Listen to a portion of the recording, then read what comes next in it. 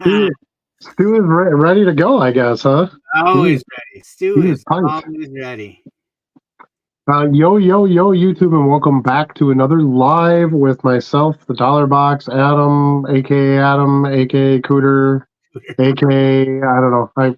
We just keep adding names to every week. So, but anyway, I'm here with Charlie, of course, and our boy Stu, as always, the man, our one-eared bandit. Yes. Uh, so kind of a lot to talk about, but nothing specific to talk about was kind of my theme for the day today. I got a lot of odds and ends things done. I know we were talking just before the show started that you were working on some of your tax stuff, so good Yes. times there. Um, and I kind of always have a little bit of my tax stuff going all throughout the year, but I haven't sat down and actually plugged in yet. So looking forward to that over the next week or two. You can tell when I'm not expecting good news when I wait this long to do my taxes. Yeah. Well, anybody who owns their own business is not going to do them way ahead of time for the Yeah. most part. Even if you're paying quarterly, you're probably not, overestimating by too much. But yeah, it's just par for the course. I do them every year. They take a big chunk of money out of my account and then I move on. That's just how it is. um, Everybody pays their share, and it's coming due to that time to take care of that. So that's where it's at. But I was kind of, as a financial advisor for years and things like that, I'd always talk to people when they would get frustrated with their taxes. I'd say, hey, if you're paying in, that means you made money. So you can't really have one without the other. It just doesn't work that way. Um, you can deduct down as far as possible and take as many credits as you can and hope for the best from there. That's about what you got. Hopefully the some of the changes for next year's tax code will help a little bit. They've raised some tax brackets and done a few things. So I do not want to make this show about taxes at all tonight. But just since it was top of head topic, I figured we'd sort of poke that bear a little bit, get everybody's juices going for tonight. Anyway, what does Stu think of taxes? He says. He's not Exactly. happy. Exactly. He's on the same page. I see there. So I'm going to have to downgrade his favorite feed. I'm going to get him the stuff that he doesn't like as much. yeah, you got to buy him the budget stuff. I think the thing that frustrates the people the most right now is the economy is tough. Like prices are expensive, and then it's like shit. Now I got to pay taxes besides. Like Yeah. I just feel like you're just hand over fist, right? That's not obviously the case. That's the perception that it brings when prices are pushing Right. everybody. So. Right. But it'll get better. Rates will drop. Things will happen. So the economy's in a good spot. Cards are in a good spot. I mean, it sounds like paying attention to um, mostly the Discord at this point is where most of our off live conversations happening, and it sounds like everybody's doing pretty good. Lots of growth, lots of new stores opening up. Um, Sales have been decent. Some pickups here and there. That resellers have gotten that seem like good buys. So um, yeah, everybody keeps plugging along, and that's good to see. Yeah, for sure. So On as the far as on the oh, bright side, though, Adam, I had my 50th birthday last weekend. yes, you did. Happy Yeah, we get birthday! together. Thanks. And my wonderful sister got me some of this Remy Martin 1738 Accord Royal. So I'm going to drown my tax sorrows with a little Remy Martin. Do it. You got to do it, whatever it takes. Very nice. Very nice. Look at Oh, that. that looks good. Looks Good for delicious. you. Nothing wrong with that. You're over 21. Is Stu over 21? Can he have a nip of that, or People is he? don't realize this, but Stu is 498 years old. He's like Yoda. That's crazy. I Doesn't did look not. over 338. Yeah, he doesn't look a day over 330. Yeah, you're right. You're right. I never would have guessed 339 for him. So yeah, well, good for him. Live long and prosper, I guess. Yeah. So, so we've got a couple things that are happening in the hobby right now. We had Big League Baseball came out today. That was something that you and I always kind of are excited about. Um, I'm going to the Madison show this weekend with Brian, so I'm looking forward to that. We did get our bins in the mail. We got some free standoffs and catch bin for our Rico from Card Dealer Pro. So we want to thank Card Dealer Pro for providing that to us. They also provided me with a referral code. It's dollar box. So if anybody wants to try out Card Dealer Pro, go to carddealerpro.com. If you enter dollar box for the code, you get 500 free scans, and then you would be entered into whatever plan you choose from there. But you can start out, try those 500 free scans, no commitment from there. See what it's like. We both like it. I think we've been using it now for a little while. It seems to do what we want it to do, and it works great in coordination with the scanner.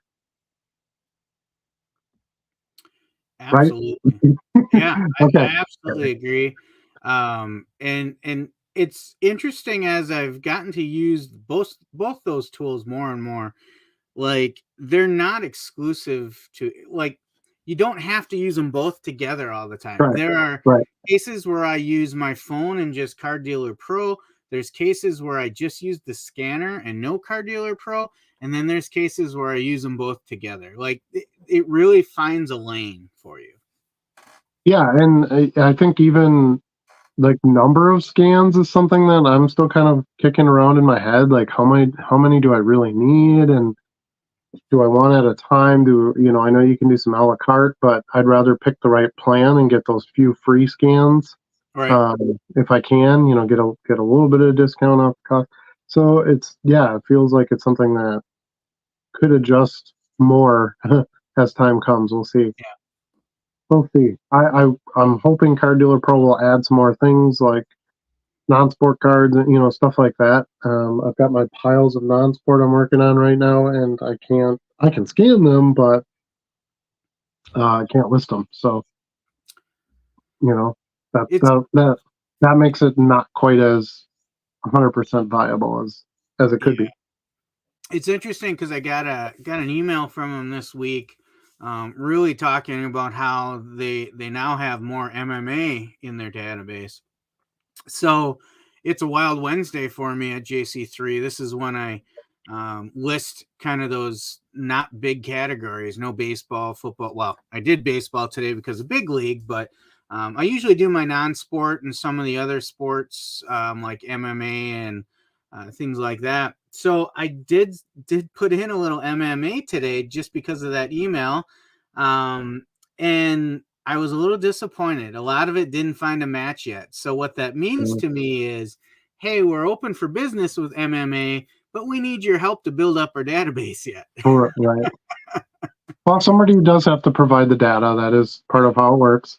That's part of what eBay's AI, I believe, is trying to do. It's trying to get some more, hey, I know what this is. Hey, I know what this is. Try to help with some of that process as well. But it takes a long time and there's always new cards. There's no way Card Dealer Pro is going to have 2024 Big League in there yet. It came out today. So when you do the new release stuff, you're going to have to do them yourself. But we'll see. We'll see how they continue to grow it. And the stuff that they do have in there, I've been pretty pleased with as I've scanned in. I struggled pretty greatly, if that's a phrase, with the police cards. Okay. I was really excited because I had so many sets and stacks of those. I was really excited to get those scanned in, but those police cards are issued in different counties and different police departments and stuff like that, and it just didn't grab a lot of the right ones. I had to go back and change them. It got some of the names on the cards wrong. It didn't do a good job. I had to do a lot of cleanup before I could actually list. Okay. Which I don't want to do. That's kind of the whole point of having the program grab the photo and identify what it is. So, but those cards don't sell as often, and they're not as common, things like that. So that I'm sure that has a lot to do with it. We'll just have to be patient, let more of it build out.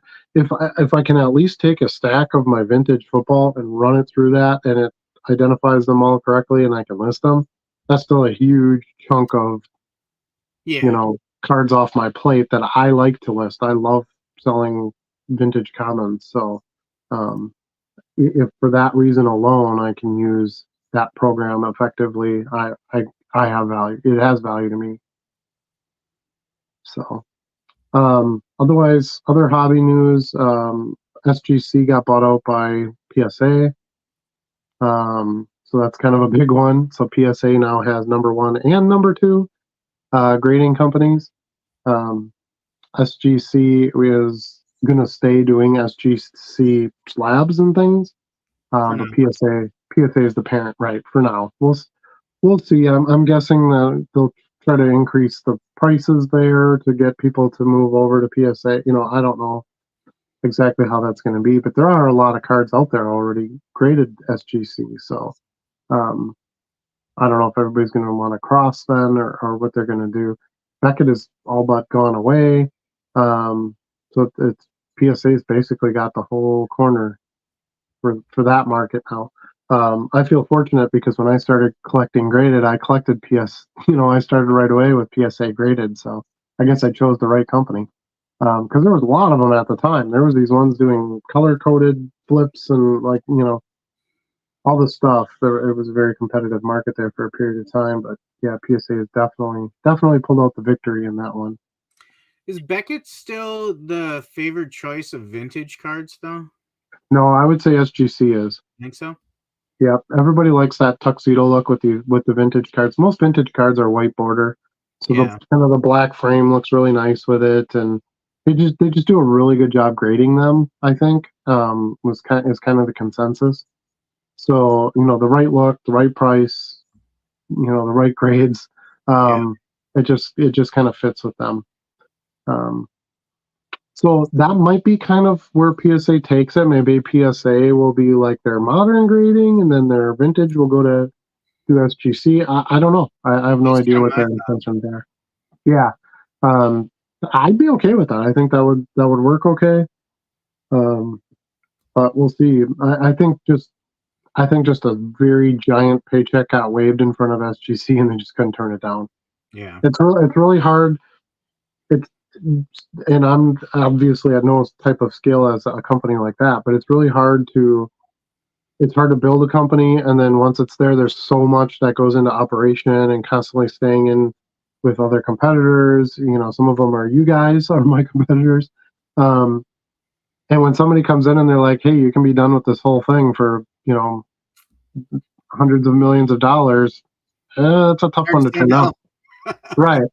And a lot of times an entrepreneur type mind like that, they say, well, I could take that 100 million and now I can do this. Now I can do that. That's what Elon Musk did with PayPal, right? Yeah. He sold PayPal to eBay and he took his $2 billion or whatever the heck ridiculous amount of money it was. And he was like, all right, I'm going to make cars, and then I'm going to make spaceships. And then I'm going to, it kind of gives you some leeway and some advance to go capitalize and do some of your own things. And a lot of these entrepreneurs come up with ideas but can't get anybody to fund it, and so the idea just kind of sits or gets to somebody else, and now they go, well, now I've got the money, I can fund it. That's kind of what George Lucas did when he sold Star Wars. He's like, well, I'm just going to go pay for my own movies and make my own movies. I don't need a studio to come in and provide this money. I'll write my own checks and I can make whatever I want. So yeah, there's something to be said for that too. But I think the dominoes are going to kind of fall on that grading system. I think it's pretty much going to be PSA, and everybody else is not going to be able to stand up. So yeah, that's where I was thinking about it. Is I think SGC was looking at the future of card grading and said, do we want to worry about that anymore? Because I think there's some uncertainty when you try to predict the future in card grading. You've talked pretty pretty aggressively about why is there not automated card grading? Why do we Yep. have these subjective graders in this? Yep. And if we were to ever move to that, what becomes the differentiator between the grading companies then? It's going to be whoever can provide the machines, really. Yeah. Yeah. Whoever can fund that and get the machines into places where people can do grading. But I really like the idea of having them right in the card shops, right? Yeah. You go buy your box of Big League today, and you hit a 101, Otani, and you're either going to bet on that or you're going to grade it, right? So, so you take it right over to your grading machine, you put it in the little thing, and you swipe your card for your $20, and boom, it grades your card. Like I don't know, I can't see where we're at in this age of um, technology that's something that can't be done. I Right. think really the only holdup is the collectors, right? That are like, no, we don't want machines touching our cards. I It's mean, I think there's 1984. yeah, and I think there's enough stories now of, hey, this card wasn't graded correctly, or they damaged my card trying to grade. Whatever the case may be, they're lost. I've seen them where they sent the wrong cards to an address, returning the cards back, and it's like, dude, you can't, can you imagine? Um, the service is slower because you got to have humans doing it. I Yeah. just don't. I don't want to see graders lose their jobs. It's nothing like that. I don't wish any of that. And maybe there could still be a human grading service. It doesn't have to be totally gone. Maybe there would be something notated on the flip that says, human graded or human eye or what, I don't know.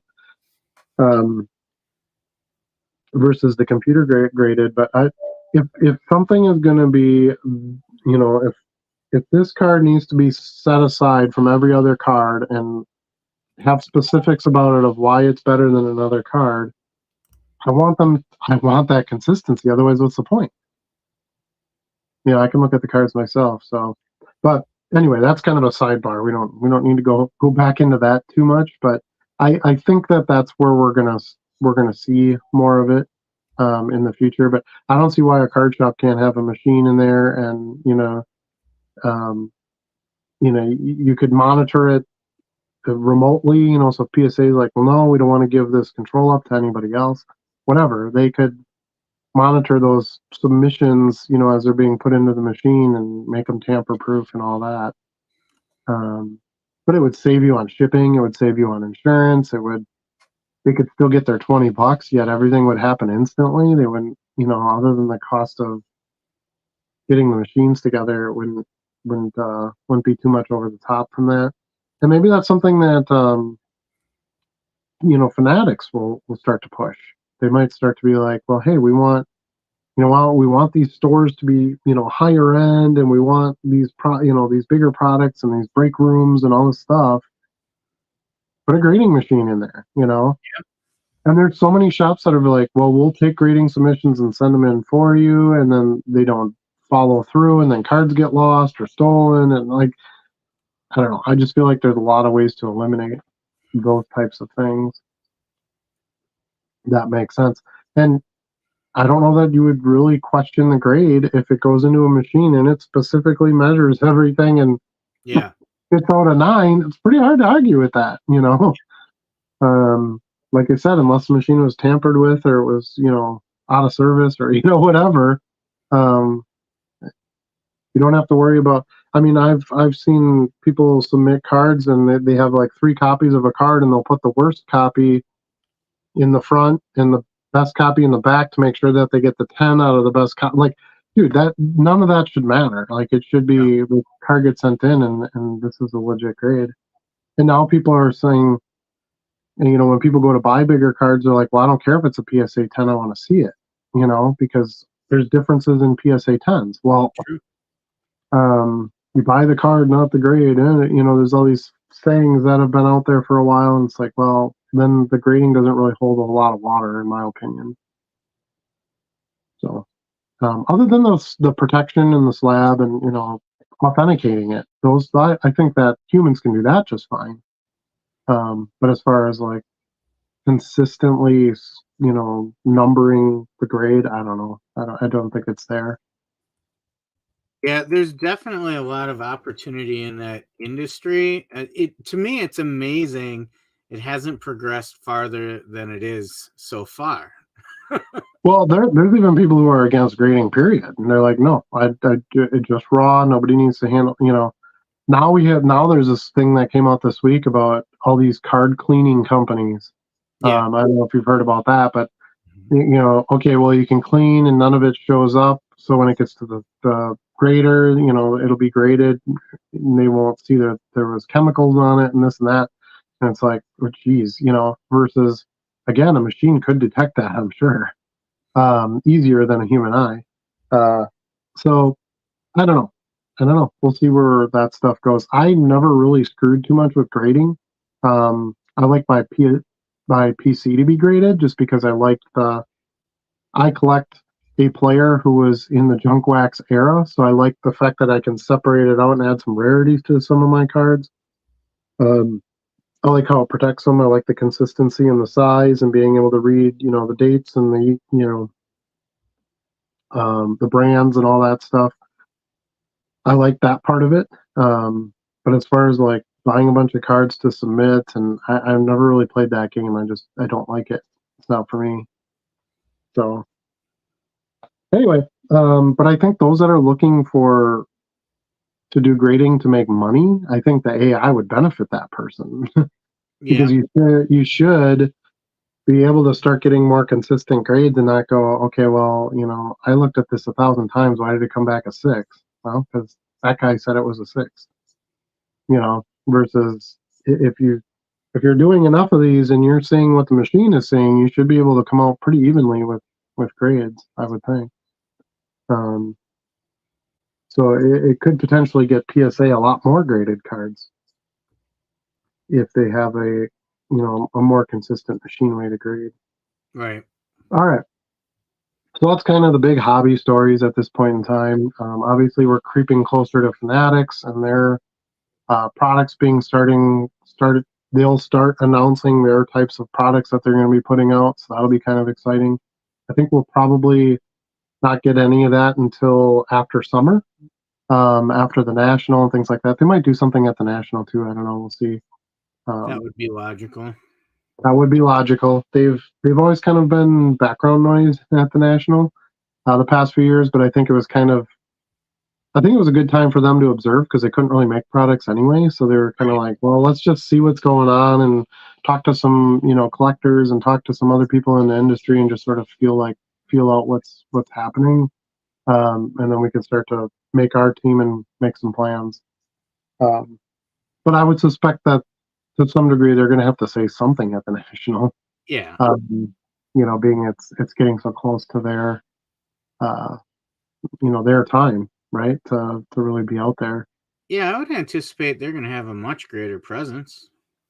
Yeah, so we'll see. We don't have that much information on the national yet. Some of the signers and stuff have been out there, and Chipper Jones. Yeah, Chipper today. It was announced today, which is funny because we were just talking about Chipper not that long ago. Yep. I'm a big Chipper fan too. He's no Derek Jeter, but he's up there. He's pretty darn good. So maybe you didn't see the conversation in the Discord about the really Yankee greats. Charlie, I choose to ignore conversations that just don't make sense. I know when somebody's trying to call something out of me, and I don't fall for that kind of thing. Yeah. So I mean, Derek Jeter can speak for himself. He doesn't need me. So, but yeah, it was pretty funny when I saw Chipper this morning. I was like, oh, you gotta be kidding me. Kind of makes sense, I guess. But so yeah, so we don't have too much going on with the national yet. I was kind of hoping maybe we'd have a little bit more news to share at this point, but it'll start funneling in, as we're getting closer here, I would think. I've been to a few of those, and generally, yeah, it's a couple weeks before you start getting news about other things that are going to be happening. So another thing, have you started looking at Whatnot, and you did some purchases and stuff on Whatnot? Yeah. Have you looked at District at all? At what? District. No. I've never even So heard. I intended to look into some of this today, but I ran out of time. I was doing other stuff, but um, yeah, it's kind of an interesting marketplace. It's you can do group buying and selling with others. So like, Hmm. let's say you've got 3 cards of a rainbow, and I've got the other 2 cards of a rainbow. You know, a 5-card rainbow. We could sort of group together and make a sale, and then split it. And like, there's just some interesting things. There's chat features on there, so like you can literally just chat with a seller or a buyer, which eBay's kind of trying to make their messaging system that, but let's face it, it's not. Yeah. At least not at this point.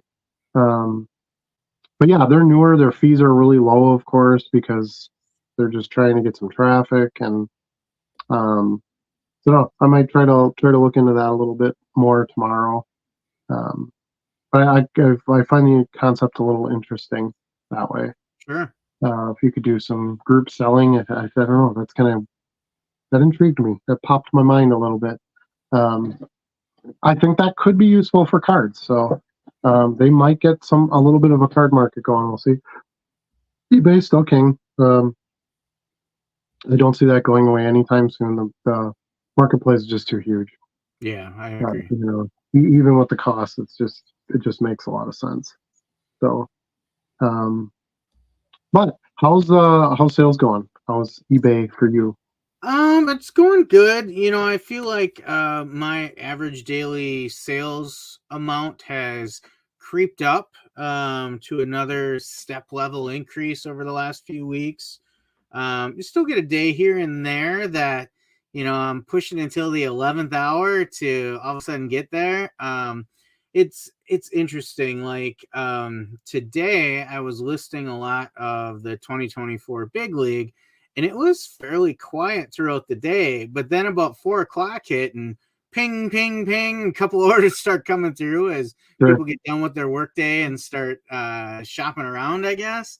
You just never know. Or, you know, the other day it was kind of a quiet day, and then I ended up getting like a large multi-card order late in the evening. So you just never know. But Yeah. um, I think for me, I try to remind myself, don't look at such small periods of time. This is a game that's more of a long game. Big And time. if you're worried about how many sales an hour do I get, or even how many a day, you can kind of drive yourself crazy. You need to find the right time span to really assess, is my business doing okay or not? And I think, full disclosure, I look at that daily number every day. I'm always trying to hit this certain number every day. That's probably too small of a period for me. I should be looking more at weekly and monthly sales, I think. Um, but it's hard. They make that data so readily available. Heck, I remember the early days when I first started doing this, like I'm watching individual cards saying, why didn't anybody look at that yet? Right. How come I don't have any views? Yeah. Right? Um, yeah, I know some people kind of control that by scheduling our payouts Yeah. wider. So instead of doing a daily payout, they do a weekly payout or a bi-weekly payout, because then because that's what really matters in the end, right? Like you can go sell $1 million in cards, but if you got $1 million in fees, who cares? You didn't Yeah. make anything. So yeah, if you can kind of, you know, maybe put your payouts a little bit further out, that might help too. And then just don't look at the damn thing every day, Charlie. Come on. It's hard. It's I know, hard. I know it is.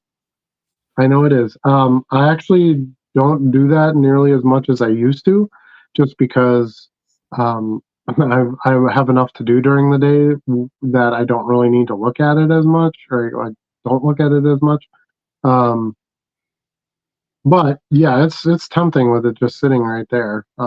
It And is. for the most part, it used to bother me when I'd be like, 2 hours has gone by and I haven't sold anything. Now it's pretty rare that 2 hours goes by that I don't sell anything anyway. Yeah. So that helps, but it might be an hour goes by, I didn't sell anything, and then boom, I had like today I had $196 order. None of the cards were over $3.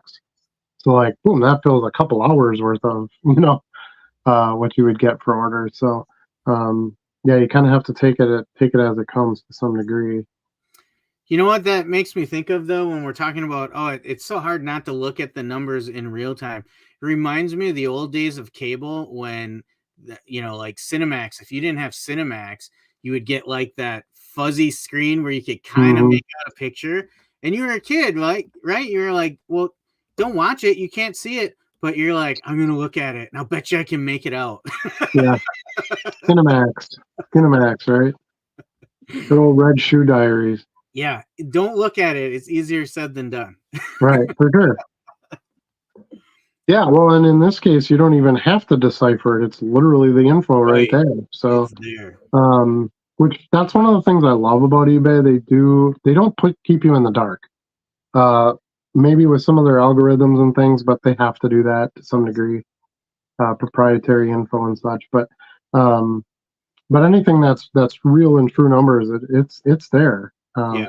Some of it I don't feel like is as easy as to find as it should be. But yeah, so baseball's been doing pretty well for me. I've been selling a lot of like Hall of Fame football players, which is common in the off season. Yep. I had a huge Randall Cunningham sale today. Bunch of Randall Cunningham stuff. So that's good because that stuff doesn't sell as great during the season. So I like it when it sells during the non-season. Yeah. Or out of season. I've been listing a ton of non-sport. I'm sure you watched my non-sport video, but I got piles and piles of that stuff to put on. So I'm trying to get that done before I get the scanner back. Yeah, you got a big order in. I got a few. I bought a whole bunch of non-sport stuff. I just kind of went nuts over a couple of days and ordered a bunch of stuff. I'm still waiting for one more lot. But today I did get my elite card supplies in, and I'm very pleased with those. They look really nice. The quality is there. Getting all the extra packs of sleeves is amazing. Free supplies is always good. But yeah, they look. They're nice and clear. They're pretty sturdy. The size is right. They're sealed well. I actually really like the sleeves. I was surprised with the quality of the sleeves. Sometimes when you get Ultra Pro sleeves, you get that like edges. Yeah. Like edges to them. These are all super clean, well cut. None of the bottoms break open on them. Sometimes I would buy packs of Ultra Pros and half the pack, the freaking bottom opens up. What good is that? No, I've only opened one pack of these to be fair, but so far the pack that I've opened is pretty nice. So nice. Yeah, it was.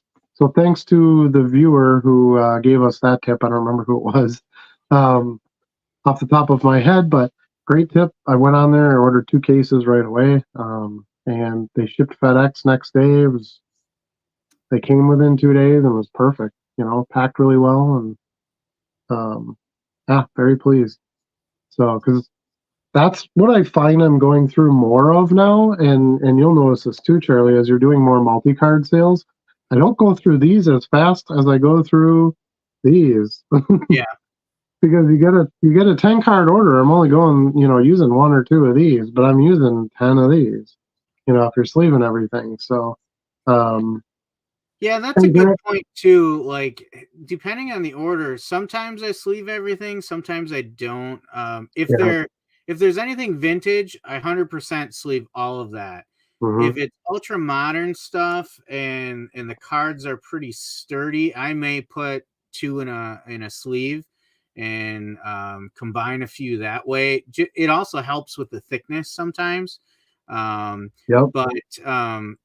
perfect world, I'd love to put every one in a sleeve, but there are some situations where I don't. Yeah, I'm the same way, especially if it's like a bunch of paper cards, right? Mm-hmm. They're not going to get stuck together or anything like that. If it's a bunch of chrome or refractors or hollows, or I'm not going to pack those together though, because those can scratch. And so yeah, it's somewhat situational, but for a good majority of them, I'm sleeving each one. Yeah. So now, if you have everything sleeved before it goes in your drawer, then I guess you're probably ready to go. But either way, you're going to have to sleeve stuff Yeah. at some point. So most of my stuff is sleeved, ahead of time because you buy it that way. So I don't need a ton of sleeves, but like all this non-sport stuff where it just comes in, just 100 count boxes, 500 count boxes. I mean, that's 500 cards that I will potentially have to sleeve. So Yep. I did try the 6x9 envelope this week too. yeah. How'd that go? I've done a few now too. I really like it. So I did not do a great job with it. It was kind of a false start. Number one, I accidentally got the 6x9s with the metal clasp on it, which don't do that. Yeah, so don't do that. I gotta take that off, and then I put a piece of tape over that little hole in the envelope, so I can still use them. But then I ended up using it on a multi-card order that was in 2 parts, but I wasn't paying attention, and the first part of the order was over $20. So when I combined them, it wouldn't let me do standard envelope because one of the orders was over 20. So I kind of wasted a 6x9 on it. I did still send it in a 6x9, but I had to change it to ground advantage for that order. So I can see how there's a good advantage to that. So I did the 3 card savers side by side. They overlap a little bit. I did put a piece of painter's tape along the seam of each set of cards, so they're not shuffling around in there.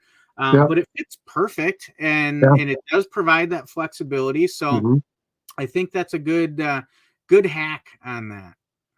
Yeah, it just gives you one more level of envelope shipping before you have to commit to package. Right. Now, as far as your $20 order goes, it's not $20 order total. It's each card. So you should, as long as the cards are under $20 each, you should still be able to ship standard envelope.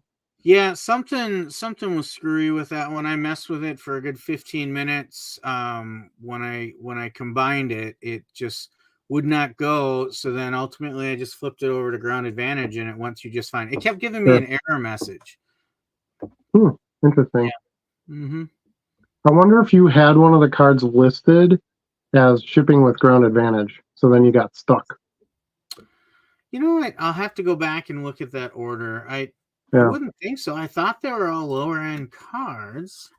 If you had a $50 card and then 10 $1 cards, you're gonna have to go ground, right? Because that $50 card shipping trumps everything else. But outside of that, you shouldn't really have to. Yeah. Let's see if I can find that order, because they came back and did back-to-back orders. They did one and then they came back and did a second one. So the first order was $40, and the second order they came back and did was another $12.95. And they made you do package for each? No, I was able to combine it in ground advantage. I just couldn't combine it in standard envelope. That's why, because you combine them. Because when you put the second order with the first order, that's going to be over $20. Right. Because then it combines the order. Yeah, so that's why you had to do it that way. Yeah. You could have shipped each one. You could have shipped each one separately, and you might have been able to do standard delivery then. You're right. And then I still would have saved, because it would have been like 88 cents and 64 cents, I think, and I would have saved a couple bucks on shipping, even though it would have been 2 shipments. Right. But they paid you in 2 shipments, so true. It's not like you took their order and you split it up and put it in multiple envelopes. That would be kind of that would be wrong. Right. But if they place 2 separate orders, you can ship them separately, Yeah, that's true. When it's a cost advantage for you, especially. Because, when they put that second order through, they made you pay the other 30 cents too. That's true. Yeah. Doing that. So just something to think about as you go forward, when you're looking at, because I've done that before where I don't combine the orders. I ship them separately. Yeah, it's just like automatic to me that I always combine them. I didn't even think about it. And then when the issue came up with printing the label, I fought with it for a while, and then finally I'm like, I'm just gonna send it ground Yeah, advantage. yeah. I'm still making a nice sale, Yeah, you got to decide how much time you want to spend on what, $2, right. or But whatever the now difference looking was. back at it, now I have kind of a plan of action in my head if I ever run into that again. Yeah, yeah, and it's only if you're going to get multiple orders too. Mm-hmm. If they put them all in one order, you won't run into that anyway. Yeah, Yeah. I agree with you. I've used a 6x9. I've sent out probably not quite a half dozen yet, so probably 4 or 5 packages that way, and I've had no issue with them, knock on wood, yet. So, Nice. yeah, so I really like that. That was, to me, because I hate it when I would get like a 13 card order, and I'm like, really, I don't want to put 6 and 7 in there. It's too thick, especially if you have a thicker card in the order, something like that. So I loved the option of, okay, great, I can just add one more card saver and save myself one more level of postage. Right. And then I just do 3 ounces, so you're just doing the $1.12. So it's only 30 cents more than the 2 card saver Yeah. option. So yeah, it's awesome, love it. So that's Well, we good. better get Yeah, to that chat was. pretty soon, man. Yeah, I was just gonna say, I think that's enough there. We kind of took the hot topics from our Discord and sort of covered them, just you and I, for a little bit, and now we can go on to see what everybody else has to say. So we've got Joe has joined us tonight. What's up, fellows? What's up? We're doing well, I think so. Very Busy well, my time. good sir. How about you? Very, very well, my good sir. Very busy time of year. We've got spring break. My kids home this week. Yeah, A mine lot, too. a lot going on with family. We've got Easter on Sunday, so I was yeah, supposed to busy, have that busy family season. visiting this week, but unfortunately they had a breakdown a couple hours from home and they had to turn around and go back. Oh, So I I moved was my gonna, I was gonna ask you why they weren't coming. Yeah, so you probably noticed the different background here. I had to move my office to a whole different part of the house because our guests would have been staying there. Sure. And then the day after I moved it all, we got the news that they had to turn around and go back home. So I just stayed up here for the week. I'll probably move back to my normal spot tomorrow. On the bright side, it's about 5 feet from my bed. So when I work until 1 o'clock in the morning, I just stumble over to my bed and Swap crash. out. You also have a better internet connection, so there's that. So that's Well, good. it's the same kind of setup though. I just have a Wi-Fi extender plugged into Okay. the wall and hardwired in, with the LAN cable. It's the same thing I do in my basement office. So Sure. and maybe there's less interference. I don't know. You would think so. I mean, basements are always the worst spot for internet. All that concrete and steel and whatnot. So, Oh, did you um, say whatnot? inadvertently, I said it. Yes. Yeah. Whatnot. I tried to do some stuff on whatnot this week. Trying to buy some non-sport stuff. I hated the show I was on. The guy was obnoxious. Yeah. He was a Jersey guy and a barker and all this, and I'm like, no, I do not. I'm not interested. But there was a lot of really good like Marvel inserts and stuff like that. I'm like, you know what? I'll stick it out. But just the bidding got too high, and I'm like, I'm gonna have to win multiple cards to make it worth it with the shipping. And I just didn't. It was time consuming. I was on there for an hour and a half waiting to get to some cards I would want, and boom, I just went to eBay, looked up all the stuff I wanted to buy, and within an hour I had 6, 7 good lots that I was really pleased with, and good to go. So, Yeah, it's but hit or miss. I'll give it another shot. Yeah. I find you really have to kind of pick your spots and shop around a little bit to find the right stream with the right terms. I know I did 2 shopping experiences out there so far. One I was really happy with, the other one I was less happy with. I felt like I got kind of jobbed on the shipping compared to what I thought it was going to be. Yeah, and that's the stories that I've heard of over and over and over and over, and that's what's preventing me from being a seller on there. Yeah. Yeah, but the one I did have a nice experience in. It's funny you say that he is like from Jersey and he was a barker. The one I enjoyed and felt like I did the best in was a guy in Boston, and he had the thick Boston accent and you know, talking like the Dung Kings, right? The commercial with Ben Right, Affleck. right. And it really was entertaining while I was buying. And the host did a good job of kind of calling out the buyers and recognizing them and stuff like that. But in the end, it was a good buy too. You know, that's where I got the Shohei rookie and some autos and some serial numbered cards, all for, you know, 20-30 bucks. So that was like a card show buy to me. I was talking to people, I was getting the deals I wanted, but then the other one, it was less enjoyable and the deals were not as good. But the thing is, it takes like, I spend like a half an hour finding where I want to go.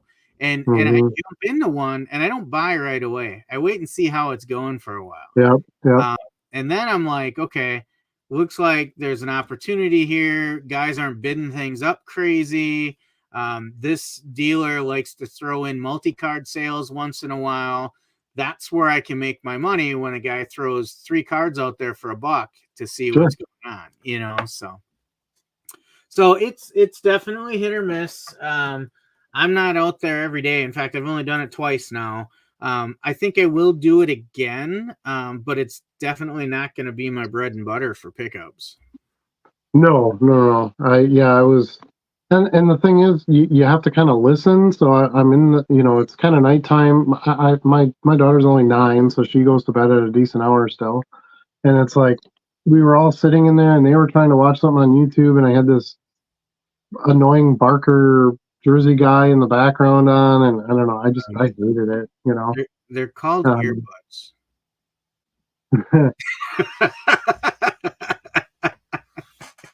Oh, Charlie. There's always a way. Let's just say I didn't want to listen to it either. So that I don't know that would have necessarily solved my predicament, but you know, and I tried to go in with as positive an attitude as I could, you know, and I'll try it again. I think if I can find the right sellers, right? If I can find a couple of sellers that I like that do a regular show, and just like subscribe to those shows and then jump in, and because if you're going to buy singles, you also have to make sure you don't buy just one single. Right. You're kind of forced to bid on multiple cards. And I don't really like that per se either. So I know exactly what I'm buying. That's a great point. Like, you're not gonna come out ahead just buying one single and leaving, because you do have that shipping cost, right? Yeah, minimum shipping, yeah. But you know, as I look through it, like, this is the buy that I felt like I did well on. I think it was $30 shipped is what I came out to. And there's like 14 cards, some autos, some parallels, the Ohtani rookie. Like, I can't complain about, right? And they all come saved and in top loaders. But then this is the one, you know, this was fewer cards, not as great. And I paid the same amount because the shipping ended up being more than I thought. Mm-hmm. So it was weird because they broke down the shipping on every single card, like a portion of it. But then when I added it up, I'm like, this should not have cost more, right? Or something to ship, and it was more than that. Mm-hmm. Yeah, and I don't want to get caught in that. So I don't know. We'll see. And I do so well on eBay. Like, I find what I need and what I'm trying to buy there. So I'm kind of like, well, why? You know, it's not a bad thing to have more sources, of course. Yeah, so, exactly. And, you know, honestly, part of it was just entertainment for me. Right, like, right. Oh, I can buy some cards and be entertained at the same time. You know, well, I'd like to have a good, legit show on there as a seller at some point. You know, even you and I talked about it. Well, what if we did like a joint show or something? You know, so I definitely am not completely walking away from it. I just right now I haven't had the best feeling for it. Not like eBay where I'm like, oh, eBay standard envelope is the greatest thing ever. I'm building a business right now, Yeah. which is basically what I did because it was like, this is a no-brainer. Yeah. So I don't know. It would be a branch at some point. You do have to have some kind of a following ahead of time, I believe, to be successful there, which we have some of, but probably not quite strong enough yet. So It's funny you say that because as a buyer, I'm out there looking at shows that don't have a lot of people watching, so there's right, less of a chance I have people bidding me up. right. But as a seller, you want a big group watching you. Mm-hmm. Yep. Yep. I kind of don't like how they do their payouts either. You have to like be on there for a period of time, and then they don't pay out all your money right away. You have to wait, and I'm like, I sell something on eBay, I get paid the next day. Um, and again, as you're on there more, longer, more of those work out for you, where they're not withholding stuff. But yeah, the onboarding process is something. You have to watch a bunch of videos, and yeah, it's something. It's an interesting site for sure. Let's get into some more chat here. Weston has joined us. Welcome, Weston. What up? I started a new rowdy pile. Got good old rowdy there for you. Got some rowdies ready. So we're going to get into this right away because I was going to ask, how did the dynamic versus percent, go for everybody? Because we talked about that quite a bit in chat last week. Weston says he tried dynamic this past week, sold a decent number of cards, but I wouldn't say a crazy amount more. I had more impressions, but not 10% more. So that was a little confusing. I did sell 2 slabs. A week's a little bit of a small time window, though. Yeah, and depending on how many listings you have, right? So like, if you only have a couple hundred listings, you're probably not going to see that much of an impact. And again, and we've kind of talked about this ad nauseum at this point, but just because you are promoting an item doesn't mean it gets sold via promotion. You probably still had organic sales, so you have to kind of assume that if you didn't have promoted sales, you would have some organic sales, and vice versa. But yeah, I'm glad you kind of gave it the test, and you see where you're at with it. You did say on a higher end card via dynamic. There you go. I'd say it doesn't make too much of a difference on the lower end stuff, in my opinion, but it did help with his higher end stuff. That is his experimental conclusion. I don't know. I feel the opposite. I do too. Yeah. I do too. Now that was his experience. He's going off his experience, that is what it is. Facts are facts. But I feel like the competition is greater on a common card. If I list a 1988 Topps Jose Canseco, there's probably 20,000 listings of that card out there. So that's where you need that leg up more than I've got this rare slab. It's the only PSA 10. That's the card you don't need to promote, right? Because it should be the only one out there. So it's interesting that you say, yeah, worked on your high end and none of your low end. So yeah, I'm with Charlie on that one. I would think it's the other way. Scott replied to Weston, I caved last Friday and went dynamic with no cap. I had a slight uptick in sales, but nothing too noticeable, but it does seem to work. Percentages between 9 and 16, some organic as well. So thanks for joining us as well, Scott. Appreciate you. Stick with it for a while and then let us know, after you've got a few weeks in, let's look at it again. Yeah, or just drop your dynamic and then I'll take the sale. That works too. Yeah, I'm not opposed. Adam, we're building more competition with our dynamics now. I think about that every day. I'm like, am I just shooting myself in the foot here? Like somebody posted today they bought a Ninja Turtles lot, right? In the Discord, and I'm like, no, don't buy my Ninja Turtles lot.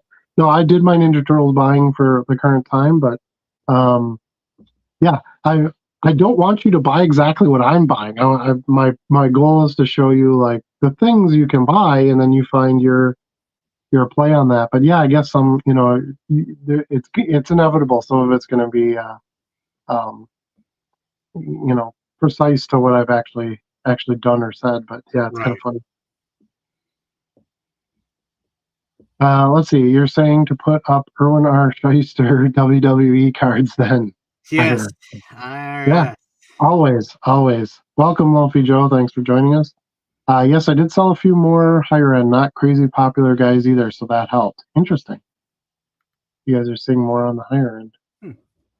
Yeah, The people might be for me is paying. I don't list a lot of higher end cards. Yeah, so maybe I would see that if I listed more. yeah, I pretty consistently sell a $80 to $100 card every few days. And I can't really tell you if they're dynamic or not, or promoted. I can't. I don't. I'd have to go back and look, but I've been on dynamic so long that I just assume that it fits in. Great to be live. Took the night off from work to be here. Awesome. Welcome, Dave. Happy to have you. Cardboard Critter says, I'm back. Long story short, started a new job and endured a family member that didn't end well. Things have been going well in my sales. Okay, well, that's good to hear. I talked to Brian earlier today. He's all set for Saturday in Madison, so I'm looking forward to that. Looking forward to the trip. Absolutely. I have a chance to buy a large Mascot card lot on a sports card forum for a pretty good price. Do Mascot cards sell well? Yeah. It is mainly base Mascot cards as well as manufactured patch college mascots. Yeah, I mean, if you can get it for a good price, hell yeah. Whatever's weird, I would buy. I mean, that's usually a pretty good play, and it's just fun. It's fun. You'll have a whole section in your store of mascot cards. Who can say that?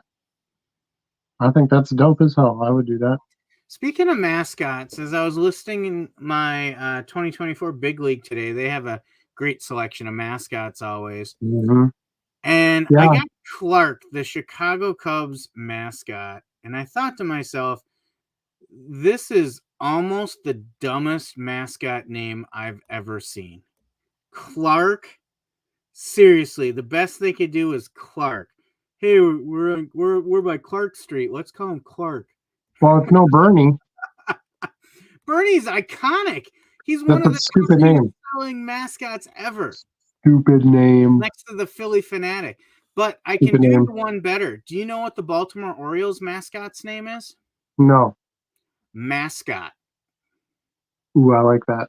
Oh my gosh. I like that. Yeah, I always wanted to get a fish and name it Rabbit or something like that, right? So like I could tell people, hey, you want to see my pet rabbit? And they come in and they're like, that's a fish. I'm like, yeah, his name is Rabbit.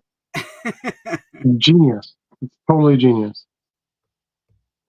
Let's see. Weston says he did. I'm sorry? MD was up on the screen there. Oh, he was. You're right. I just skipped over. PSA is king with vintage. Pre-war is SGC. Yeah, that sounds about right. I was looking for your help the other day. I did a YouTube video on scanning and listing with Card Dealer Pro, and I ran some Pokemon cards through, and I was really stumped on one of the cards between shadowed and shadowless. And I even called you out in my video. I'm like, I need MD Sports here to help me out with this one. But eventually, correct me if I'm wrong here, Max, but I found a guide that told me anything first edition, and this had the first edition stamp on it, is shadowless. So I went with shadowless. I believe that's true, but yeah, he would definitely know way better than I would. I try not to mess too much with. Yeah, this was 99 Wizards. So it was specific to that set, I believe. But I think I got it right. But I was like, I need a Pokemon expert. Yeah, for sure. All right. Weston says he did well on mascot cards he had. They're in Card Dealer Pro, which is helpful. Yep, for sure. Johnny M is here. Good evening. Got my order of 2,500 Elite Semi-Rigids today. Best price I've seen, and they look good. Yes, I agree. I got mine as well. Andrew, I would say go for it. The low-end games is fruitful when you zig and everyone else zags. Yep. Definitely. Boo AI boo. I knew he was going to reply to me on that one. Money from grading comes from cracking and resubbing. AI would take that away. Yeah, well, it should. That's my. We're going to have a difference of opinion on that one for sure, which is fine. eBay standard envelope is up to $20 or 50 combined. Charlie's order was over 50 combined, which is why I kept giving her an error. Right. Correct. Yep. Yeah, Well, we was figured it that out. though? It was 39. Yeah, it was. Okay. Yeah. Yeah. So that's where, because I was like, that's not enough to require, but yeah, you put two of them together. So Yeah. that's the game changer. Let's see, what am I doing here? We got a super chat from Andrew for $5. Thank you, Andrew. Super appreciate you. What? Nice. Yeah. Or I should say, That's what we need to do. We need to have a super chat scream. Every time there's a super chat, you'll get a Stewart. How about that? there I you think go. that's an awesome deal. You may regret that deal, Adam. What an amazing way to invest $5. Yeah, Matt is correct. That's exactly what. I guess I didn't hear initially that you said you had combined the orders, so I was like, I don't get it. And then you're like, well, yeah, I had two, and so that'll do it. That puts you over. And they were low-end Almost forgot cards. it's I didn't even look at Wednesday. the dollar amount at first. I'm actually surprised looking back at it and saying, "Oh, that one order was $39." Because it was a bunch of Star Wars vintage. So that's why they were all like, I don't know, $4 a piece on average, I think. So yeah, I guess Star Wars vintage is fire, dude. yeah. It's worth it. Well, they weren't Peter, even all the like stars. Like they weren't all Luke Skywalker, right? A lot of them were like the cantina scene and Luke and Obi-Wan and C-3PO in the sand speeder. yeah, I mean that honestly, that's the stuff that sells the best because Yeah. there aren't as many cards of them. Sort of. There are definitely certain cards of the main characters that sell well, especially like their first cards, right, in the Blue Yeah. Starfield set.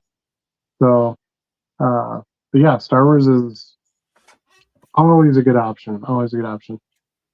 Peter is here. He said he forgot it was Wednesday. Come on, man! I even put a reminder in the Discord today. I was on my game. There's a probationary period on every platform, though, as far as payouts go. Correct, but I don't want. I have a platform that pays me right away, so I don't really want to go to a platform that won't pay me. And that's kind of it's not a big enough reason that I wouldn't do it, but it's like I guess I was trying to say all these little things added up to where I'm like I don't really want to run a show. Yeah. It's not really the right time for me. The more cards you list on the eBay, the more you sell. Also, make sure you are listing well-known players, or if lesser known, they should be low numbered. Correct. Feed the beast. Yep, feed the beast. Now, that being said, it doesn't have to be all big names. Like Charlie said, there's a lot of like obscure players that can sell well too because there just isn't much listed. Yep. I'm listing a bunch of where are these? A bunch of these 1987 Topps stickers, right? So it was like a kind of like Panini does these sticker albums now. Topps did them for a few years in the 80s. Nobody lists these, so why not? They're kind of a pain in the butt to list, but I figure once I get them in there, I got them. It came with some of my non-sport lots. I got them for basically nothing, so I'm like, well, I'm gonna list 100 or two of those. The Walter Payton one looks amazing. Here's a Herschel Walker. So they're awesome, and I've sold a bunch of them in the past as well. Johnny says he no longer uses best offer when he promotes. It's at 2%. My sales this year so far have been better than ever, way ahead of last year at this point. Okay, yeah, I like best offer. It's gotten me a lot of sales that I wouldn't have normally. I use it regularly. Yeah. And it's just an option. Like you don't have to accept the offer. Yeah, exactly. So. It caught my attention when we talked about obscure players because I sold one the other day. See if you know who this is, because I didn't know who they were. I was surprised when it sold, but it goes to your example of, hey, some of those obscure players go as well. Now it's a Mhm. camel parallel, but I'm a baseball guy. I never heard of Matt Sauer. Do you ever hear of him? No.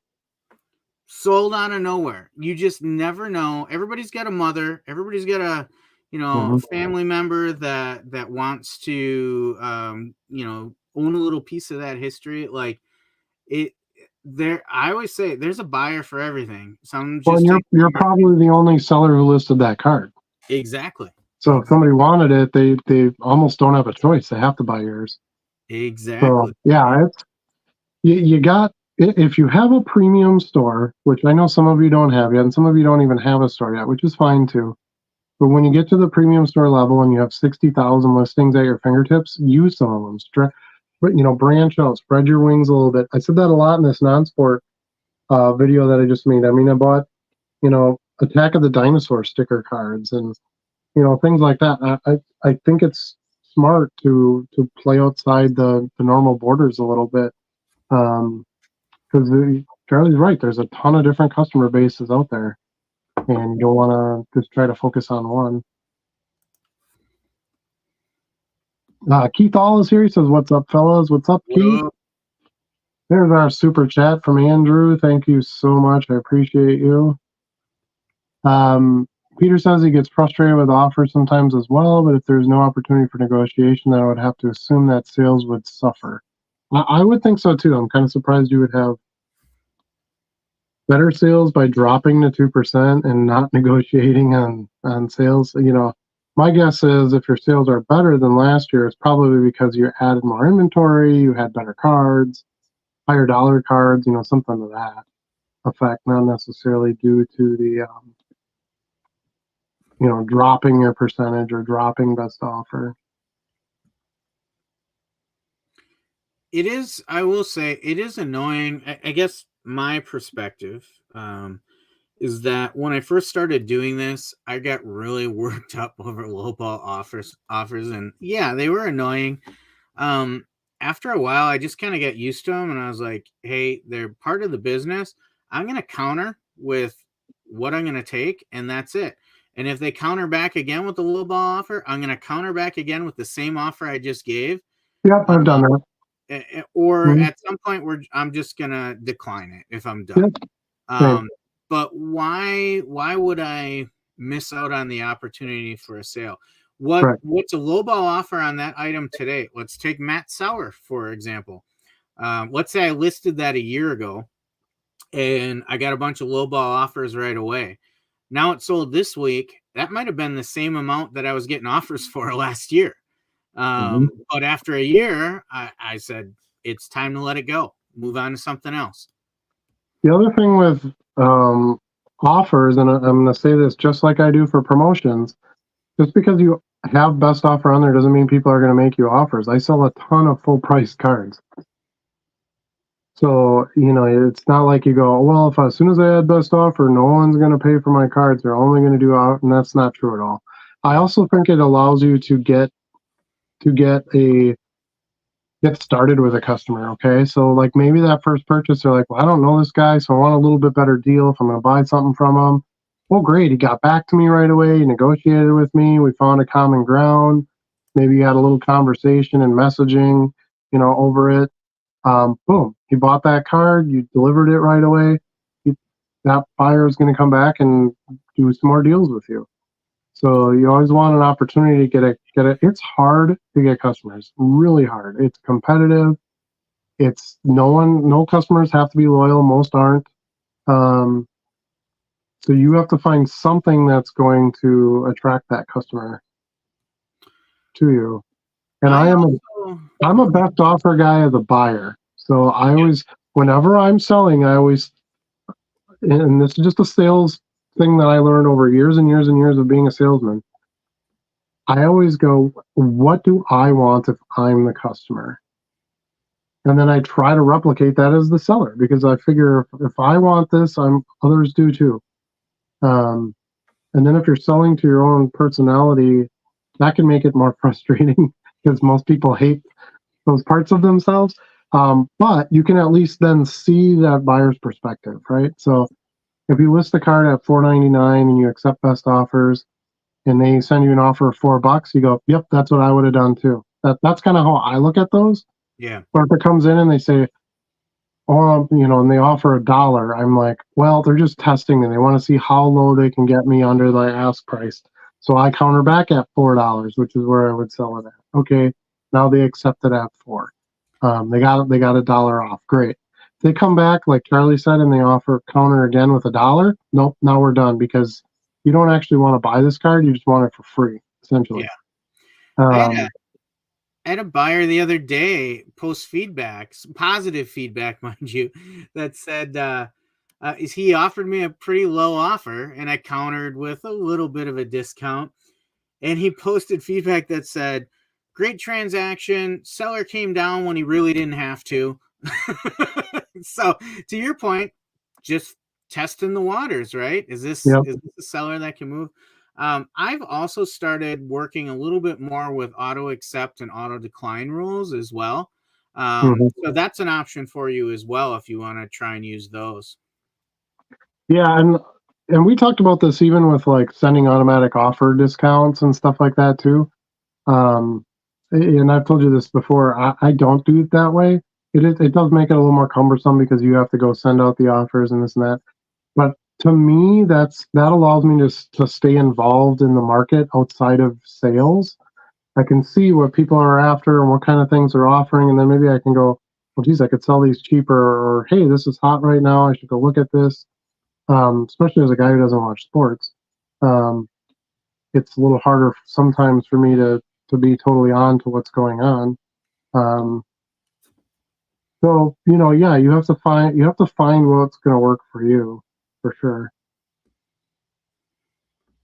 Now, I think to kind of go back to Peter's comment here, and even what you just said, Charlie, like, oh, I used to get frustrated with offers, and you kind of get over that. Like it just sort of becomes your daily. This is something you deal with, and you just go with it.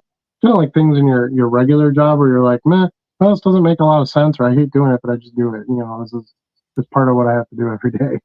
And offers kind of get like that to some degree. Yeah. Okay. Keith says he's heading to a card show Saturday in Raleigh, North Carolina, so I'll be digging through some dollar boxes. Oh, excuse me. That's awesome. That's exactly what we want to hear. Yeah, I'll be at a show on Saturday. Are you doing anything, Charlie? I'm not sure. I know you were going to have plans. So yeah, but that's changed. So my weekend's kind of opened up, and I haven't decided what exactly I'm going to do with it now. Well, do you want to come to Madison with us? I don't know. I'll have to talk to the wife and see what else maybe was out there. But that's a possibility. Yeah, we certainly have room. I plan to drive. I don't really ride in the Batman mobile, so.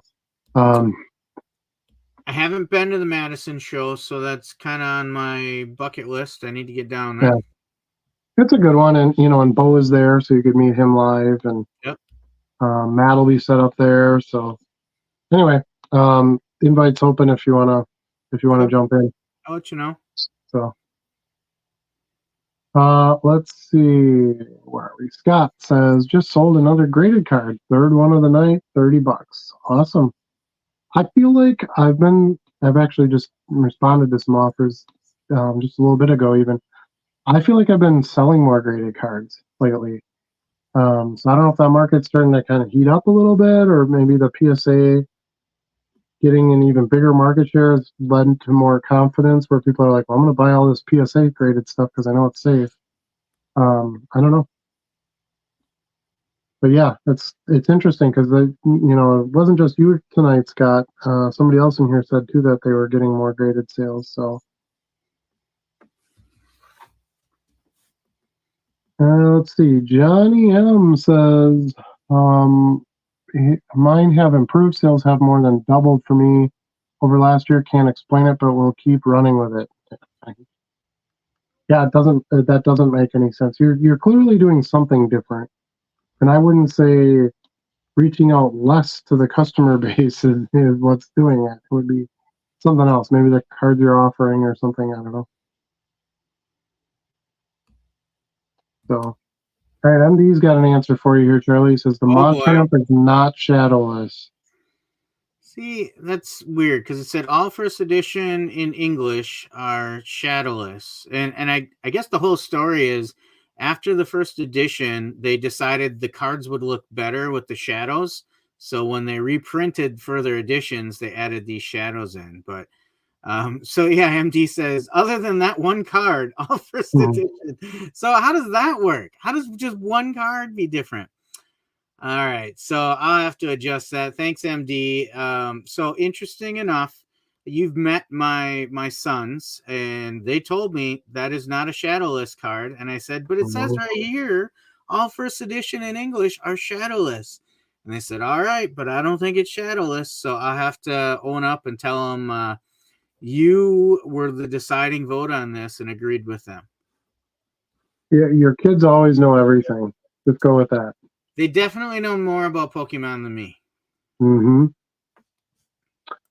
Space 99 Yak is here. He says, just picked up a scanner. How difficult is it to set up and connect to Card Dealer Pro? And any tips? Well, depends a little bit on the scanner. We have the Rico 8170, which Card Dealer Pro suggests. So I'm assuming it's one of the easiest ones to connect. But basically, you're going to set up the scanner first. You want to install any drivers and get that able to be functioning with your computer. And then once you have that, basically all Card Dealer Pro does with the scanner is once you scan the photos of the cards, you simply dump those into Card Dealer Pro. So to some degree, Card Dealer Pro doesn't really care what scanner you have. I would say the bigger effect would be if you don't get good scans and you throw them into Card Dealer Pro, it might not find your cards.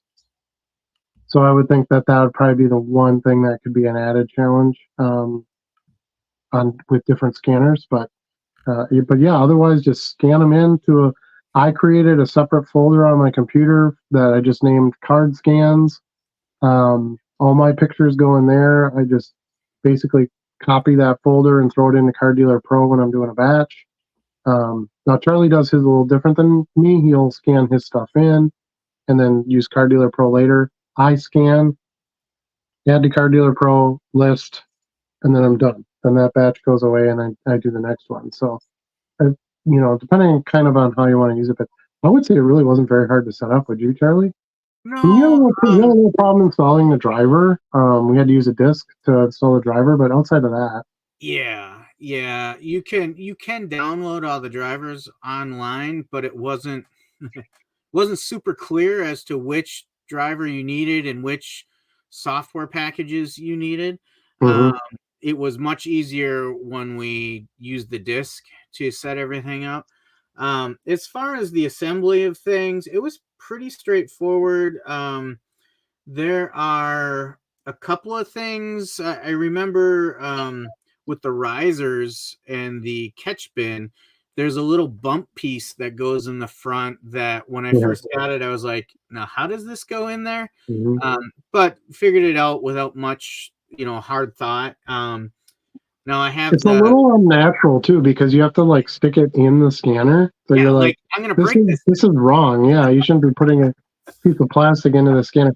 Now you have to remember, Charlie, that's for the Rico though.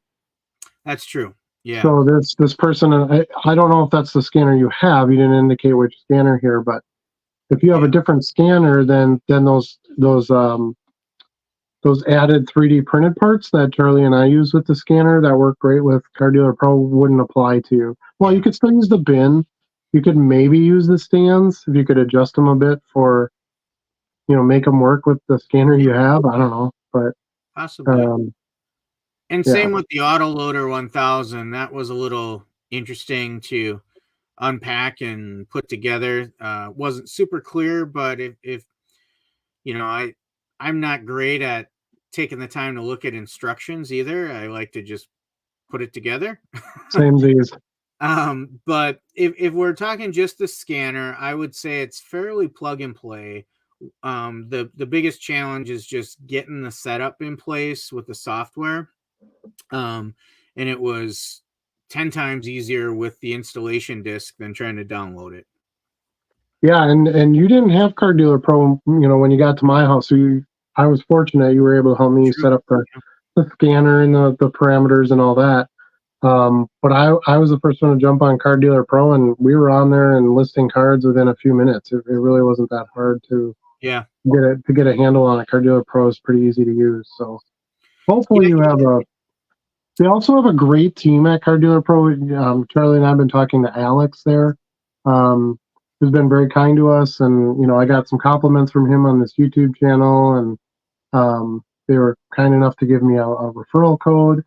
As well as they reached out to us and offered to send us a couple of free bins, which for Charlie and I, that's awesome because otherwise we have to truck that thing back and forth. Yeah.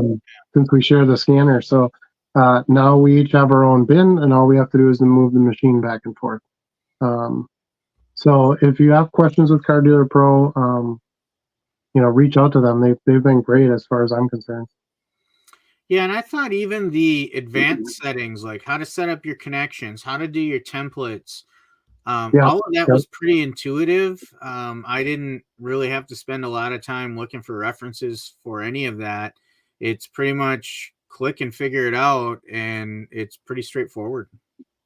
Yeah, you can create your own, personalized banner logo that goes under the picture of your cards. That was pretty easy to do. Like there's some cool stuff you can do in there, but like anything, I still think hands-on is the best. Yeah. Download the program, poke around at it, and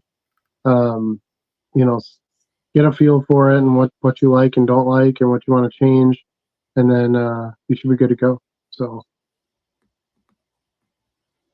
all right, Andrew says when you make sales, your followers increase and your sales increase. Repeat customers make 20% of my buys.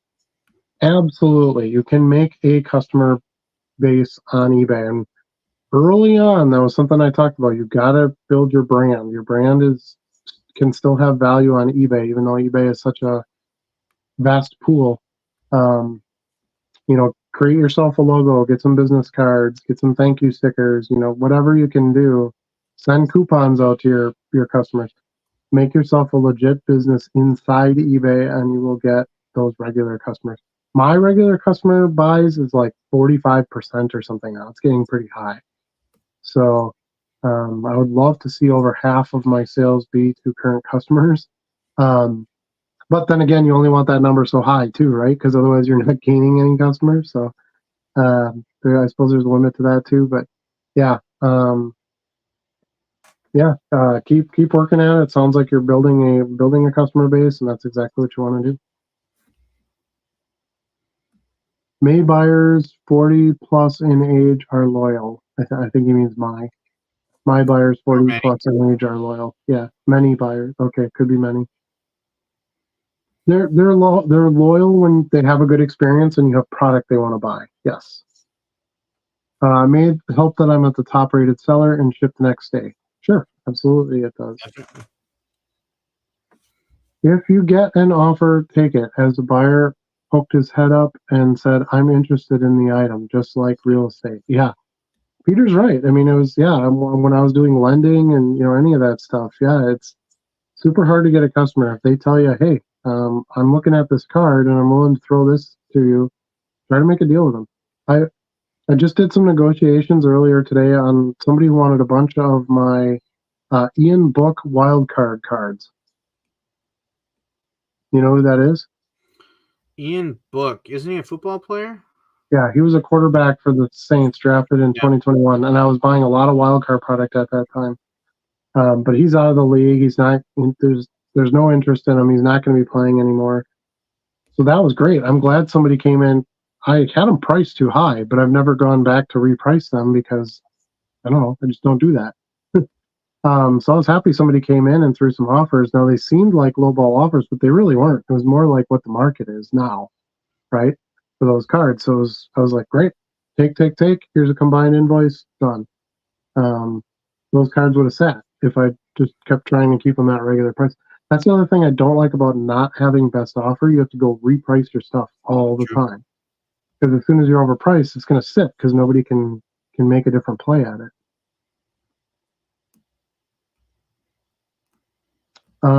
Johnny says Mercari now has no seller fees at all. Gonna list even more than I have been. Hmm. Somebody told me that. I think there's a limit to how many you can list, but yeah, I was going to look into that too. I like free listings. That attracts me. Even if I only sell, I'd probably limit it to like just, bigger name players, bigger name cards, that kind of thing. I don't think they're going to sell a lot of the 1972 Topps Commons in there or anything, but yeah, and to me, that spells signs of trouble for Mercari. They're not doing very well, so they have to give everybody free, not charge them any fees. So, but I could price my stuff a little bit cheaper if there's no fees. So, you could get away with $1.99 sale, right? Because if you had shipping, you had your 64-cent stamp, but no other costs. Um, that would be okay. So that could be your 99-cent play, right? Yep. John is here. Welcome, John. I have a bunch of non-sports Disney, Little Mermaid, T2, Upper Deck Looney Tunes, Batman Returns, Elvis. Have you had any luck with those sets in the past as far as sales? I haven't really done Little Mermaid. I would assume that some of those would do okay. You might have missed the boat on that a little bit. You probably should have gotten them listed when the movie was coming out. I try to take advantage of like pop culture events when I'm looking at that kind of non-sports stuff. T2, I've sold some T2 stuff. Overprinted, of course. There really isn't any good inserts or sticker cards, so that hurts those a little bit. Looney Tunes, I've done good on those, but Me too. but I've done better with the ones that have like live player pictures on them. So if it's got like Tasmanian Devil and Nolan Ryan on it, I've done better with those types of sales. So I don't know if you're talking about the comic ball cards or you're talking about a different Looney Tunes Upper Deck set, but I've done the best with those. Batman Returns, generally the stickers are going to be your best sellers there. Your header card, um, maybe the early Batman card in the set. Usually the main characters have a card within the first few cards printed. That would probably do okay, but the rest of them I would probably lot the base cards for that. Again, pretty overprinted. Elvis, I don't really do anything with Elvis. I haven't really had any luck with it, and I don't have any intention of listing any Elvis stuff. So, kind of on your own on that one. I don't know. I think the Elvis market is not very strong for anything really. It doesn't seem to be. No, the people that he was, I would say his music didn't really stand up to time.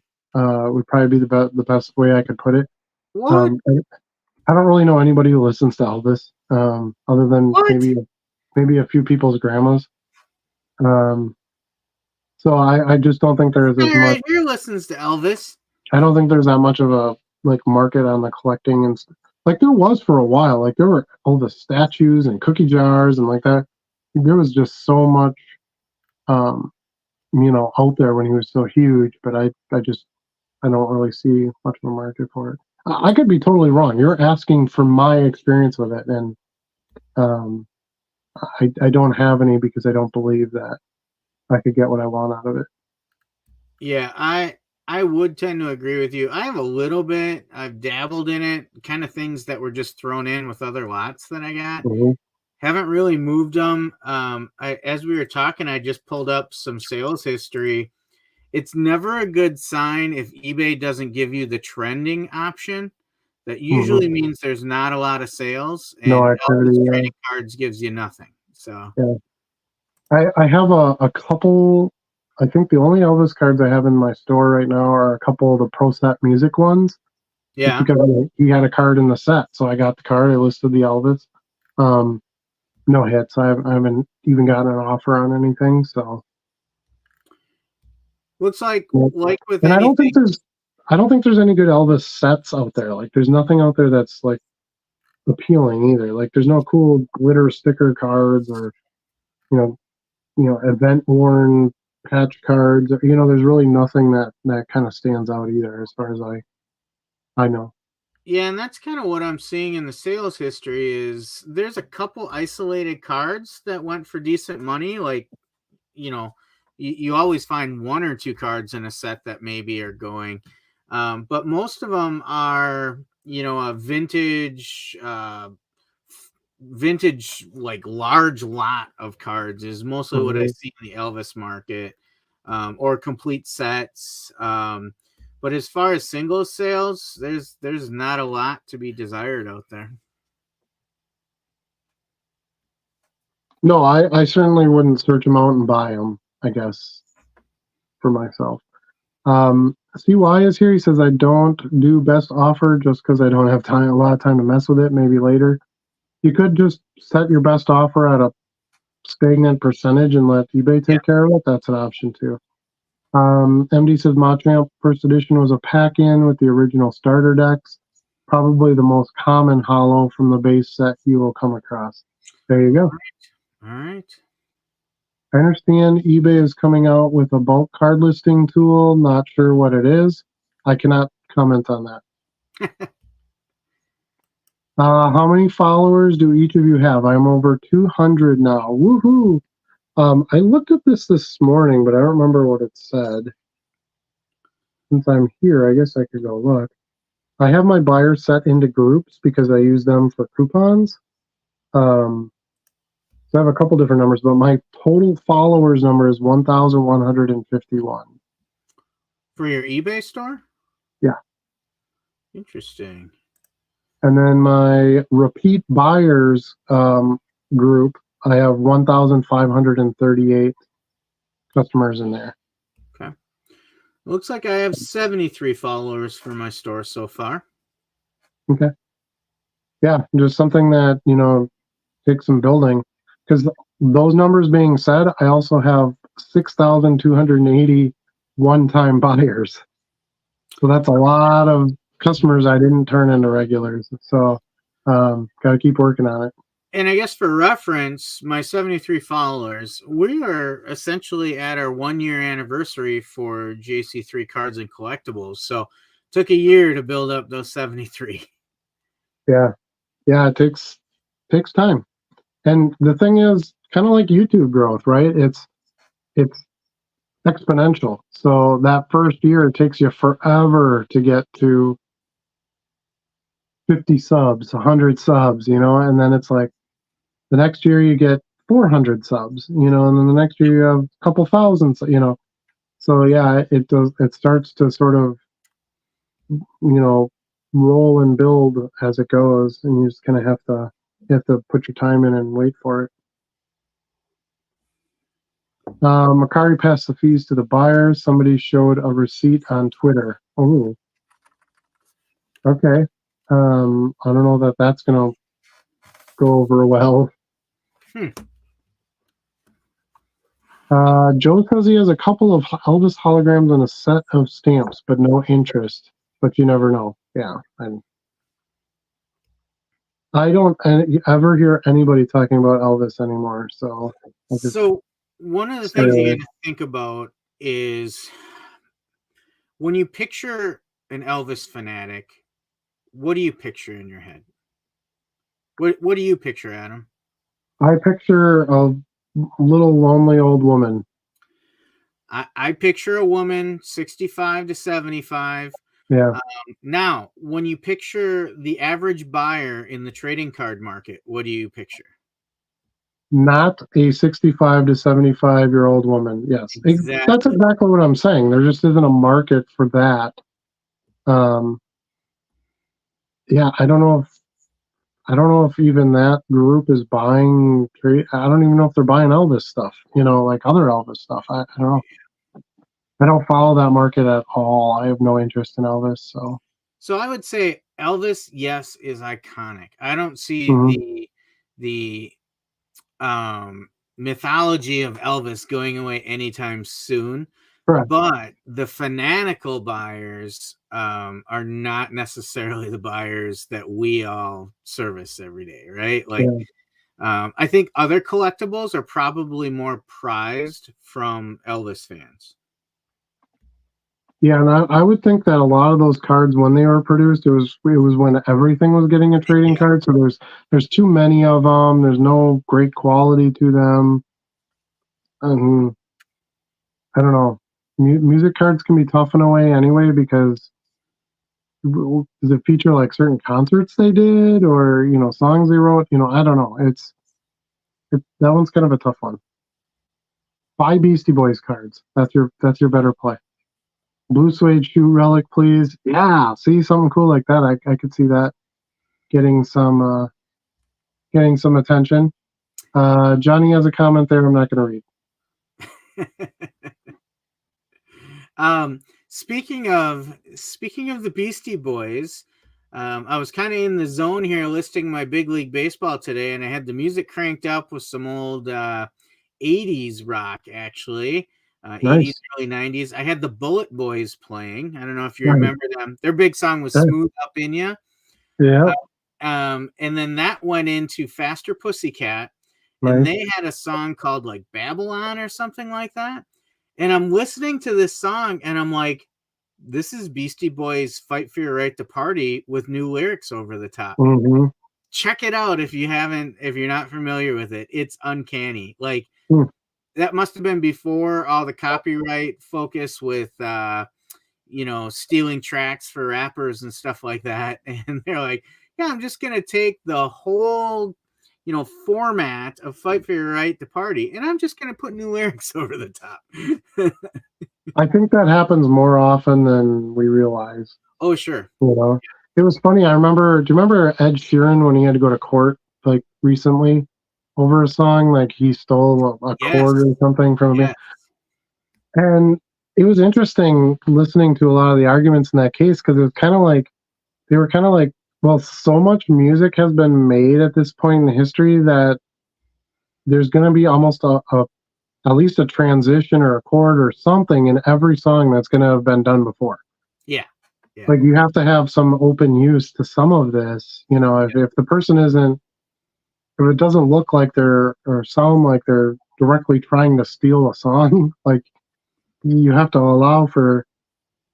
I don't know. I mean, how many songs have the same bass line, right? At this point, or very, very, very similar bass lines? Because there's only so much you can do on a bass line. Yeah. So I don't know. My brother used to tell me all the time. He was a professional musician in the 80s and 90s as well. And when I was playing more guitar, we would kind of share some things we were noodling on, and I would send him a piece of music I would compose and play. And I'd be like, does this sound like anything else? Am I ripping somebody off? Because sometimes subconsciously you don't know you're doing it. And he used to always say, last time I checked, nobody has a copyright on chord progressions. Right, correct. But they'll try to. Yeah. Mm-hmm. Because if you put certain progressions together, they're going to be like, well, that's the same sequence I use. Yeah. I think now when you write and record music, you can actually run it through like a scanner that'll tell you if it's got any plagiarism to it. You're right. There is so there's ways to kind of double check that now because my dad's a musician too, has done recordings and stuff, and he was with Warner Brothers, so like a pretty legit recording studio, and anytime they would do something they would have to run it back to New York and have them look at everything and make sure before you're going to press CDs and do all this stuff, you don't want all that all that money into it and you can't do anything with it. John Larson, I left music cards out of the last message. I have about 3,000 music cards as well. You think I should start with those? I guess the main thing is I don't know where the hell to start with all of this. I list music cards and I do pretty well with them. The music cards I list I'm referring to are the Pro Set ones. And there's a UK edition which has some different artists in it than the US version. Both of those have done well. Yo MTV Raps cards do very well. I have some Brockham cards, which is like the 80s hairband stuff, and they do okay. The stickers are awesome. The Eddie stickers from like Iron Maiden and stuff like that. That's the main reason I bought them because the sticker cards are freaking rad. But yeah, there's a few different music card sets out there, and yeah, I think they're a great play. Some of them go for pretty pretty big money. Um, you know, especially if it's like a band where they have one card, right? So I think in the Pro set, the Soundgarden's only card is in there, and Primus maybe. Well, you My name got is Bud. yeah, you got BC Boys and MTV Rap. You know, that's their only card. Um, so yeah, there's some good stuff. I would start with those. I would think that would be better than the T2, the Little Mermaid. What were the other ones you mentioned? Um, the Looney Tunes. Yeah, Elvis. yeah, Elvis. I think the music cards would be a good one to list. A group called Axis of Awesome. Yes, I have watched them before. Have a YouTube video on how most popular songs use 4 Yep, chords. that's true. Yep, It's how you dress them up and pretty them yep. up around those chord progressions is what makes the difference. Yeah, they did. Somebody did a study on Green Day and their music and how simple it is, and like they've gotten like 40 some hit songs out of the same song, basically. Um, Rewrite the lyrics, maybe do some acoustic here, or I don't know, change the drum line. They would just adjust enough things, and lyrically they're good. They have lyrics that separate each song pretty widely. So you hear the lyrics and you don't necessarily think of a previous song. But yeah, as far as like chords and stuff, I'd play a little but, Green Day right now on my guitar if you weren't monetized. right. Yeah, I appreciate you. Says Ice Ice Baby is a ripoff of Queen's Under Pressure. It's actually not a ripoff. They paid for the sample of that song. But yes, it is. Dun, dun, dun, dun, dun, dun. I don't Yes, know that they paid originally. well, maybe not, but they did have to. They did have. He did have to pay. Yeah. If you go to like the liner notes, like if you have the CD or the album or something, it does say on there, sampling of Queen or something to that effect. So I just love when they play the noted. video of Ice explaining how it's a totally different riff. Queen Yeah, was like dun dun dun dun dun dun. it We took reminded it. We were like dun dun dun dun dun dun dun dun dun dun. dun. Yeah, yeah, yeah. He's wrong. There's probably a good reason why he's no longer a musician. Yeah. But yeah, it's that I remember that interview and I'm like, oh no, you're stupid. Good thing you have like people around you to make decisions because Right. yeah, I don't think you're gonna do that well on your own. That being said, I love both of those songs. Yeah. Okay, so just because a bass line is used more than once doesn't mean that you can't enjoy both songs. Did you ever see his show where he was doing like home rental and stuff? I did. So he was working for like a TV station, like he had a TV show, right? Yeah. He ended up getting fired because he got accused of stealing like extension cords at a job site or something. Did you hear about that? Yeah. Yeah. So I'm like, what are you doing? And yeah, he's an interesting guy. Now he does like those '90s tours and stuff like that. So he's just back to Good old Robbie Van Winkle. Rob Van Winkle. Yep. Yeah. No, Rob Van Winkle cards sell. I sell a lot of Ice Cube. I sell a lot of Vanilla Ice cards. Jim Carrey's impression of him on In Living Color was outstanding as well. Yes, it was. Yeah. Yo, let's kick it. And then he kicks and the shoe goes flying. You remember that? Yeah. Word to your mother. I remember when Vanilla Ice came out and he was portraying someone so hardcore, and it was just comical when you learned that he was just like some middle class kid from the suburbs, and yeah, he grew up on a beach. Yeah, in Florida. So yeah, not quite the Eminem story, right? No. I mean, but that was back then. You could hide from all that stuff, right? Because nobody was going to know who he was. Now it's like, okay, now a 19-year-old kid wants to come out and be an artist and not be true to who they are, and they're busted because they've got a Facebook page and they've got like all this stuff's out there. Yep. Um, but yeah, John says, thanks for a starting point. You're welcome. Funny, I just recently watched that video. Hilarious. Yeah, exactly. I want to watch it again. Since we are on the subject of musicians, I bought a huge lot of records at a Goodwill bin store about a year ago. Listed some of the good ones and have made some money, all for $40 investment. Yeah, Nice.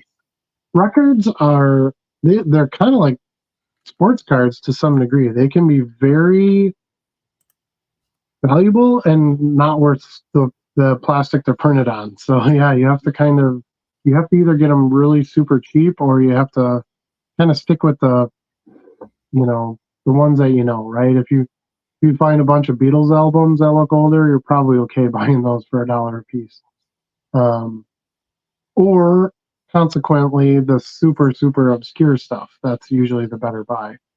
But it's super obscure for a reason. You're probably not going to find it, Yeah. at a Goodwill. The other thing is, we just had a conversation, me and my wife, about Goodwill the other day, and I just come to not like that place. It used to be a place for opportunity, right? It was a place for somebody to go get something they needed cheaper, that they could afford more easily. And it was a place for opportunity where you could go in and find stuff, and that somebody gave away and you could get it at a fairly cheap price and then you could flip it and make some money. And Right. Goodwill's taken all of that away. Their prices are too high. They take anything that's good that comes in and they resell it on their own website, at secondary market retail prices. And it's sort of disappointing.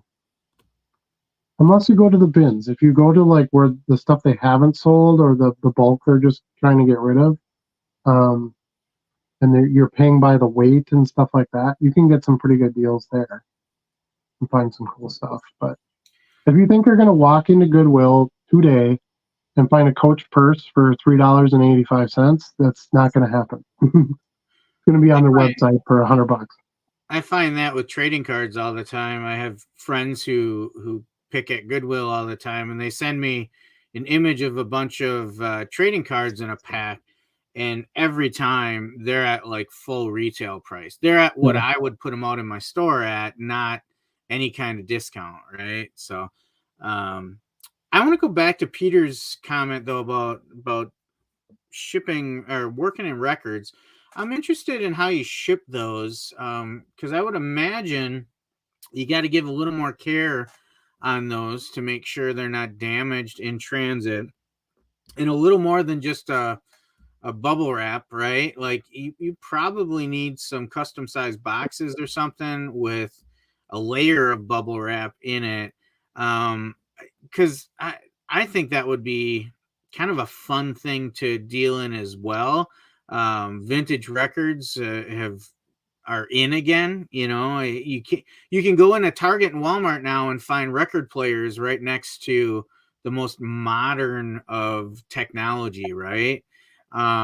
Because there's this whole vintage market, and I love some good music too.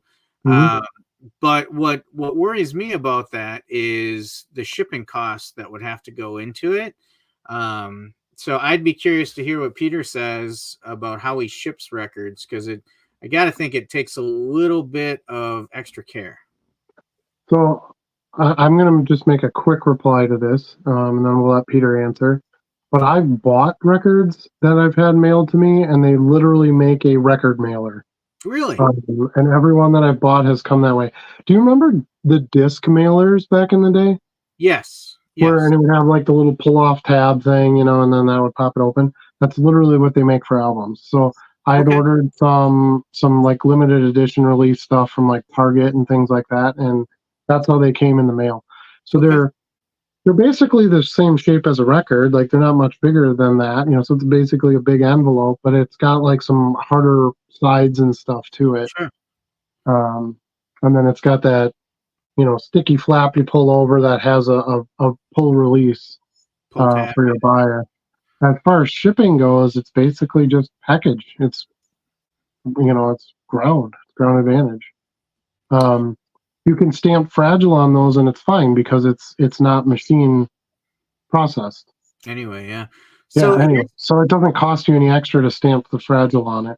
So here's a callback to a show a couple months ago. Would that qualify for media mail? Or does it have to be educational? Yeah, it would have to be something educational. How do they know? They don't. Well, they don't know when we ship cards if it's cards or a tiny book. That's true. I've sent stuff media mail. It's never come back. That's why I was like, oh, that's fine, And then remember that early on, like our early episodes, and somebody's like, you can't do that. I'm like, well, it was weird because I sold the cards, and then that was the shipping service that eBay suggested to me. Yeah, I remember. Like, well, they know what I sold. How what they should be? Why is that even an option then? Not let alone the suggested option to ship. I've never done that since. Okay, people. So, before I get completely roasted, it was I never looked in. I'm like, well, it's media. It's cardboard.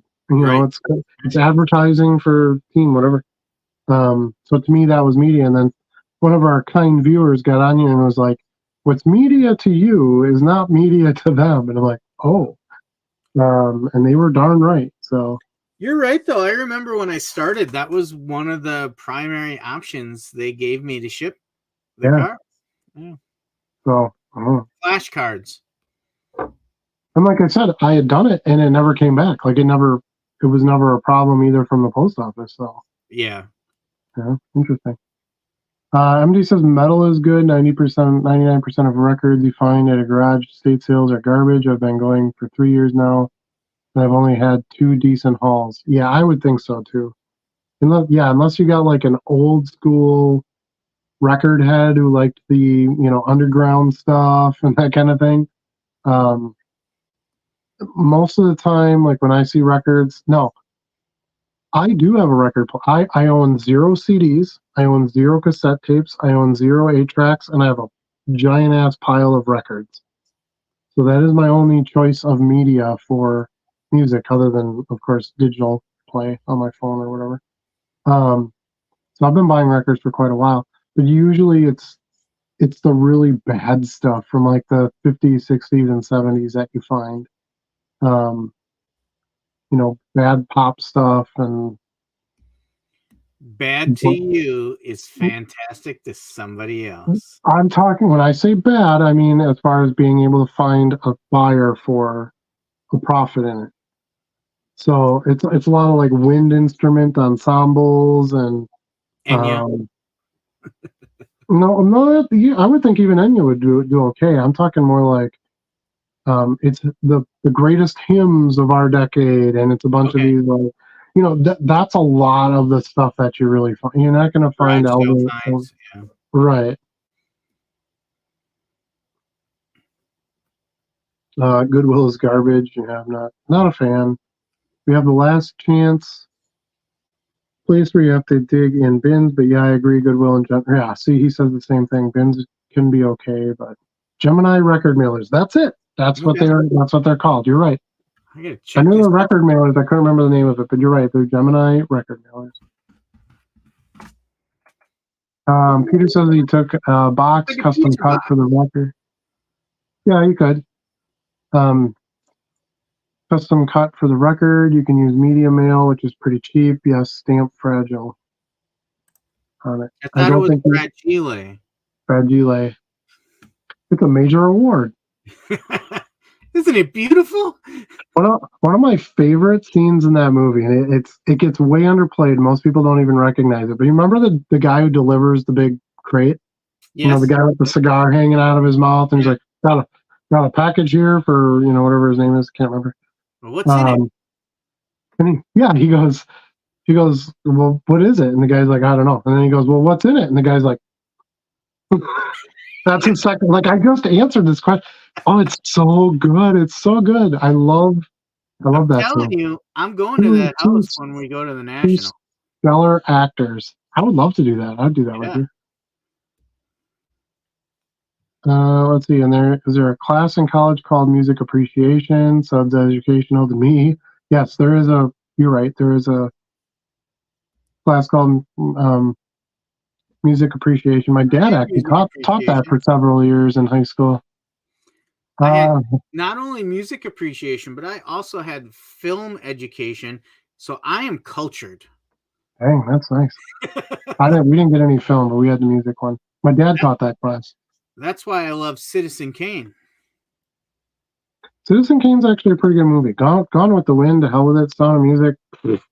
Yeah. There's a lot of that stuff they talk about that's actually just not very good, but for its time, sometimes things don't matter later on like they did when they came out.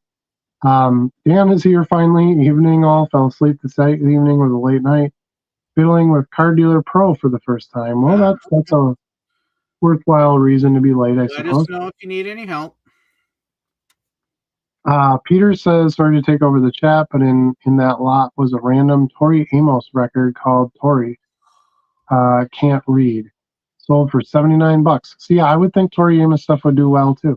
An obscure David Lee Roth was a crazy sale, like $50. Yeah, to me, that's the stuff that you'd want to try to pick up and resell. It wasn't like, California Girls? Next time you're in do you ever look at the records at Goodwill, Charlie? No, I never have. Yeah. I honestly, I don't go to Goodwill. Okay.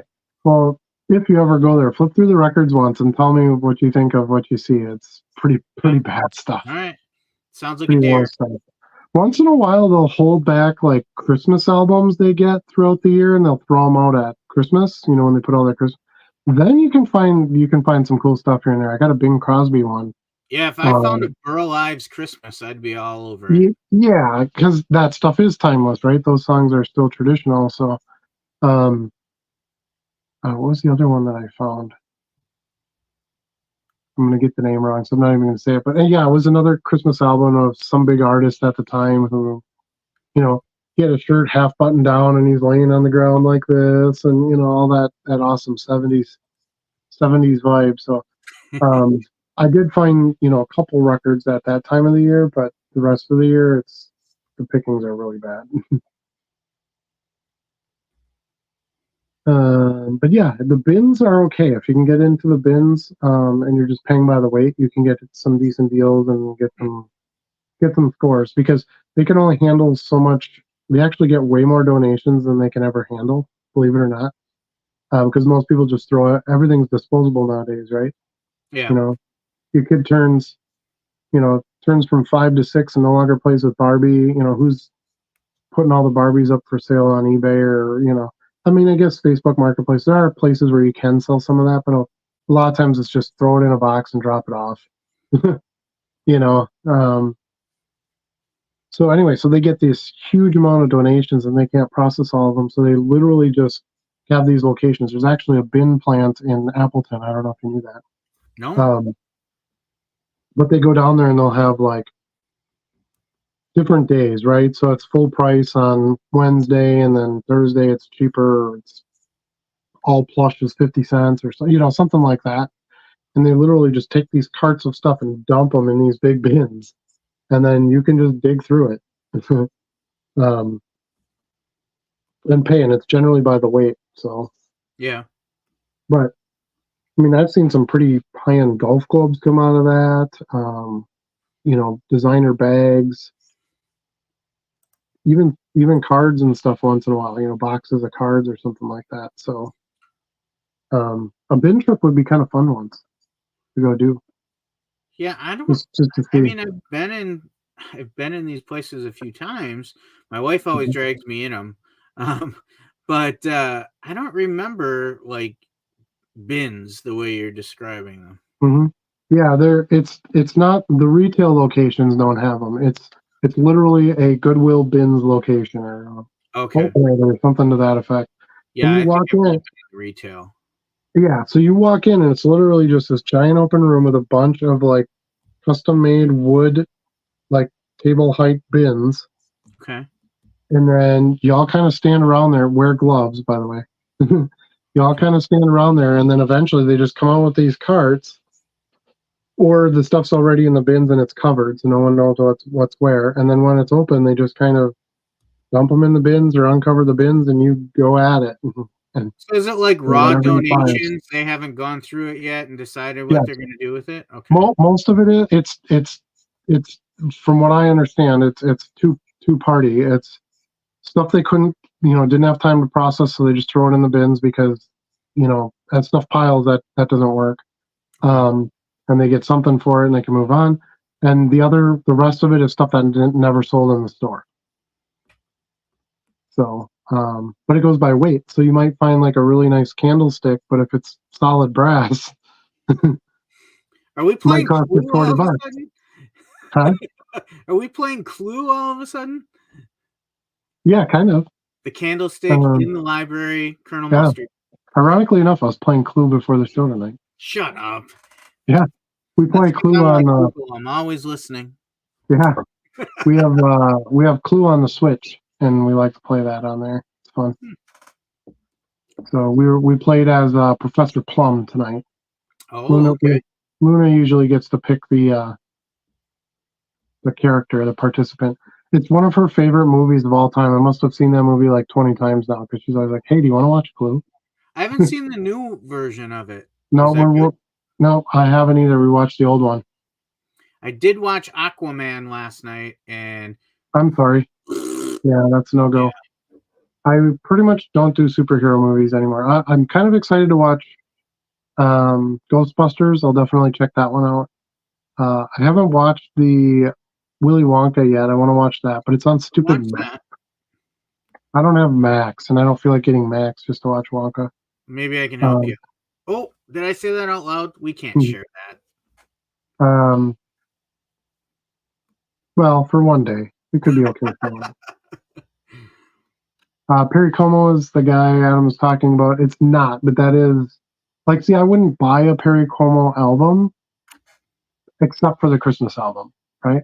So that's where I feel like those artists get an exception. I have 3 Mariah Carey albums, and 2 of them are her Christmas album.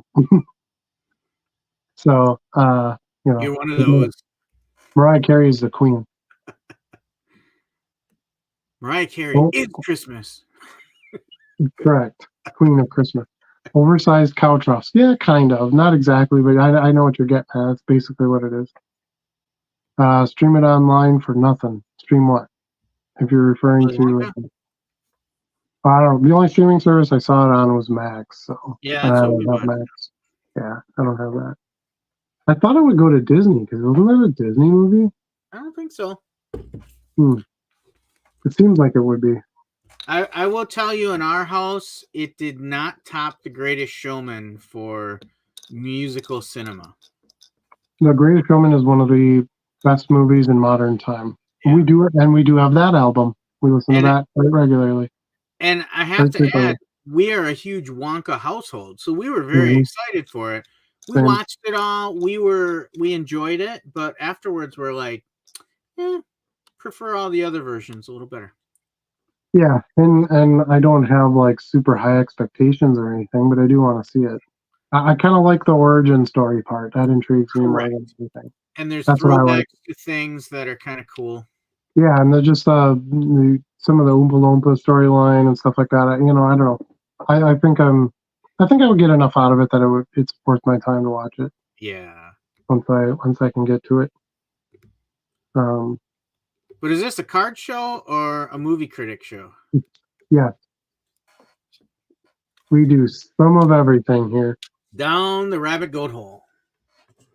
All right. So anything else? Do we have anything else we want to cover tonight? Like I said, it was kind of random, so I was sort of leaving it open because of that.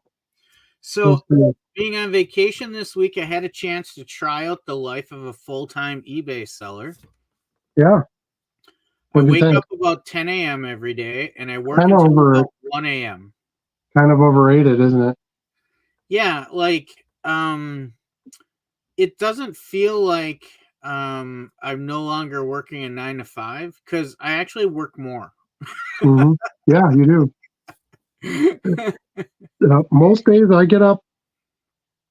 Well, I've been doing this for a while now, so I've got a pretty good program set. Now there's things that throw a wrench in it because I have to handle things, at my house sometimes too. But for the most part, I get up about 4. I try to do that as my listing time because it's quiet and it doesn't cut into. I don't get interrupted, right? So that's probably the best part for me.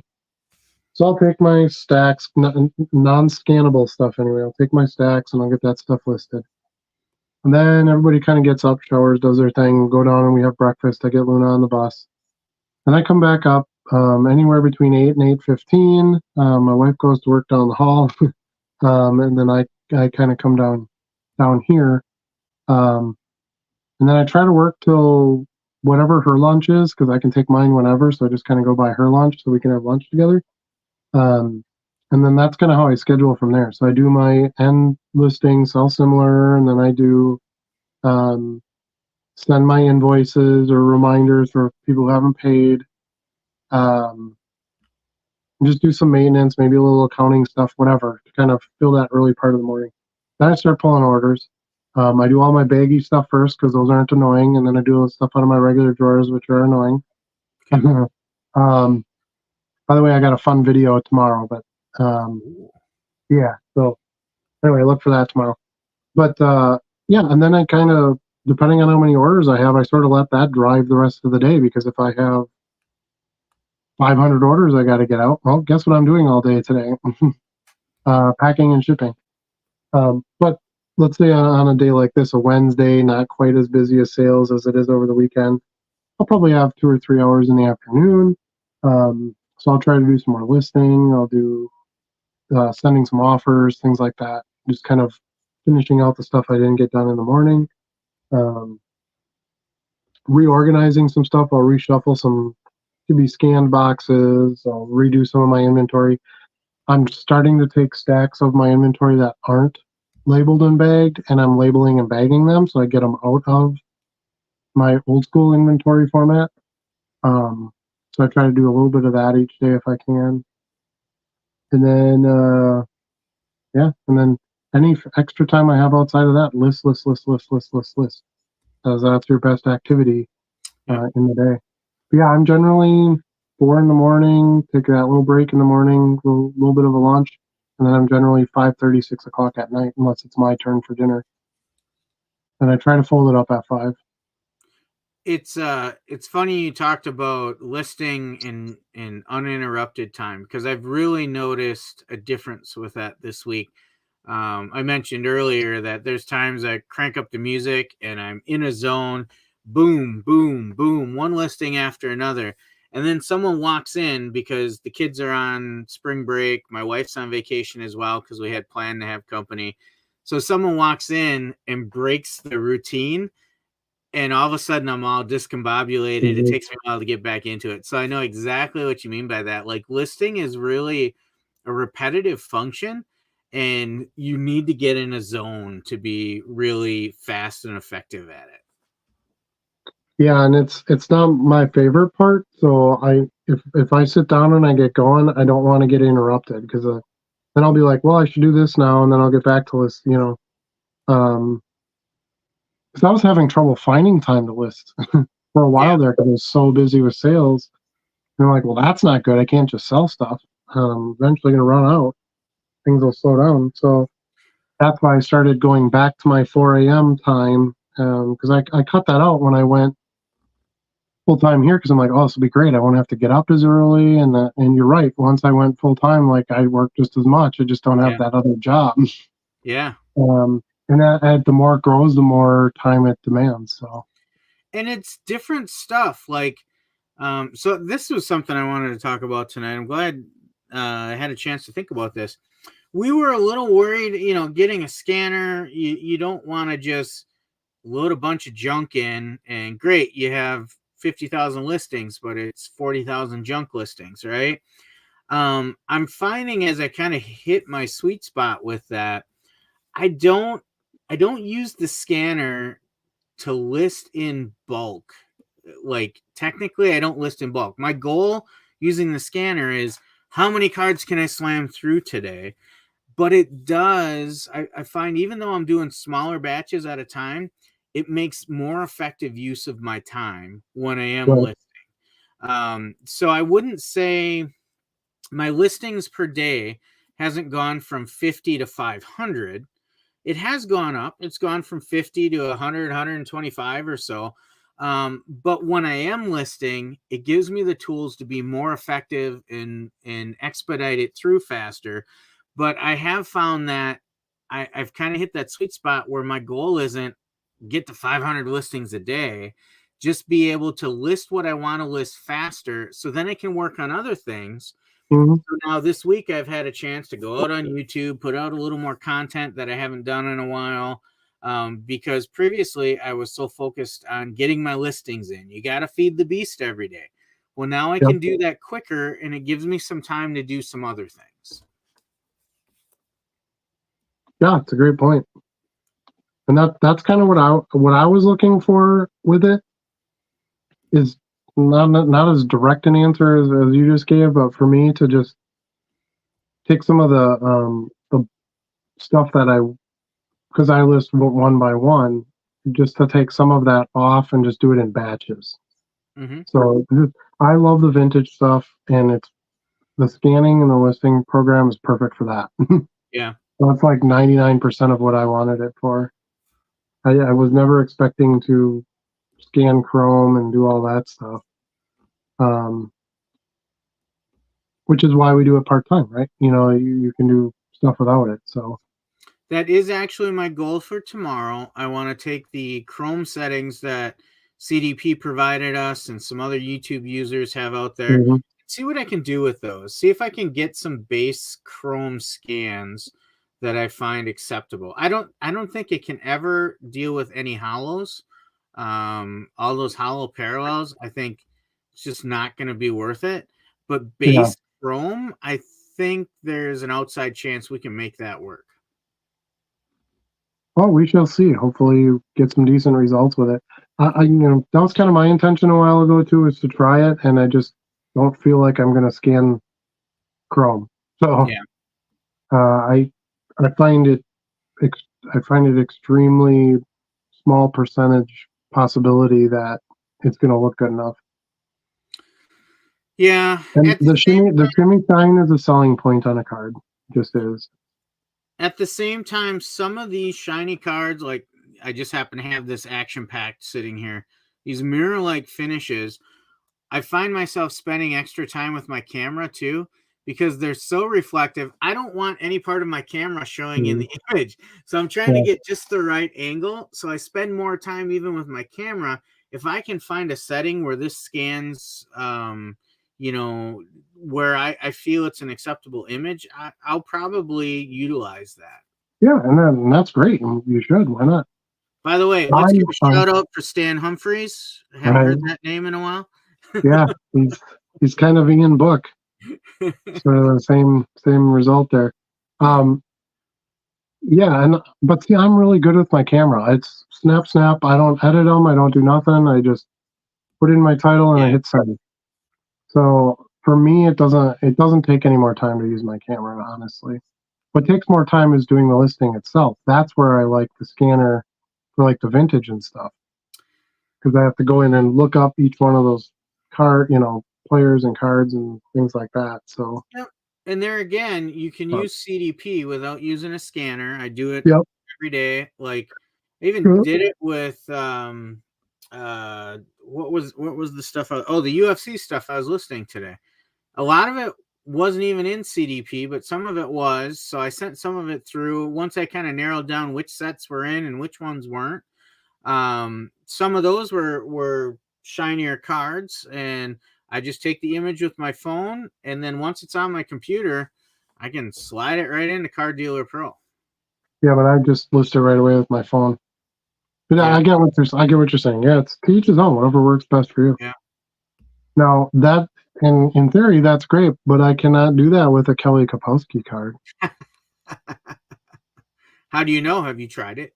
Because Card Dealer Pro does not have Kelly Kapowski cards, and it's a damn shame. It is. It is. Ditch those Elvis cards and get yourself some Kelly Kapowski cards. Tiffany Amber Thiessen. Yep. I think everybody of our age had a crush on her at some point or another. Oh yeah. Do we want to take the last few comments, or do we want to call it, or? We can take the last few comments. Okay. I ain't got to get up in the morning. Yeah. Robert, it's your. I kind of don't either because the kid can sleep in. No bus this week. So Yeah. So something changed on eBay. I can't look up what a card sold for like I used to. Is it me or eBay? I haven't had a problem with that today, so I don't know. Yeah. I haven't either. Both when I do comp searches on my own or when I look at the comparable sales in the listing. As I'm doing it, I seem to be getting good data on it. Yeah, I thought so too. All right, taking the photo and going that route is not the same either. Sorry if you went over. I'm sorry, I what? kind of wonder what Robert is trying to list. Maybe that would help him a little bit more.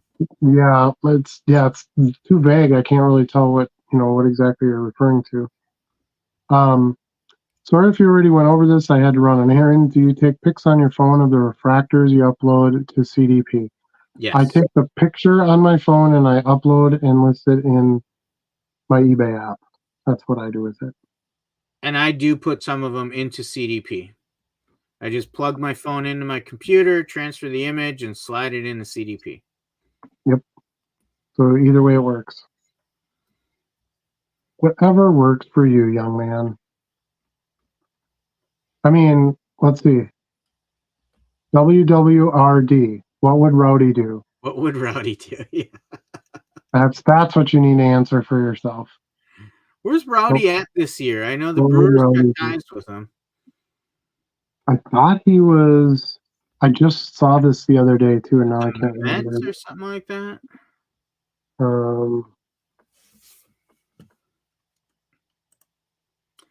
We have information at our fingertips. I know. It still says Brewers on. Oh, Pirates. Pirates. Oh, well.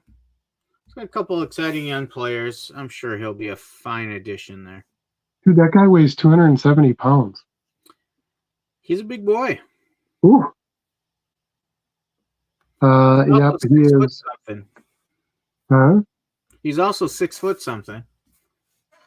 6 foot. Yeah, 6'4". Yeah. So he carries it well.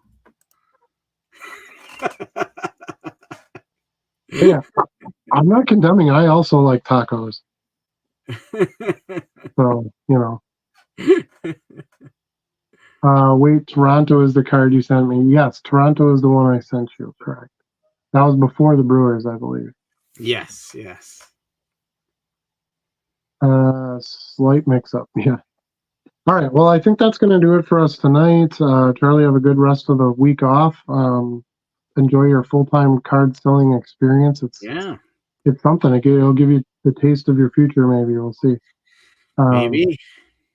And to everybody going to shows this weekend, good luck. Everybody listening and shipping, keep that up.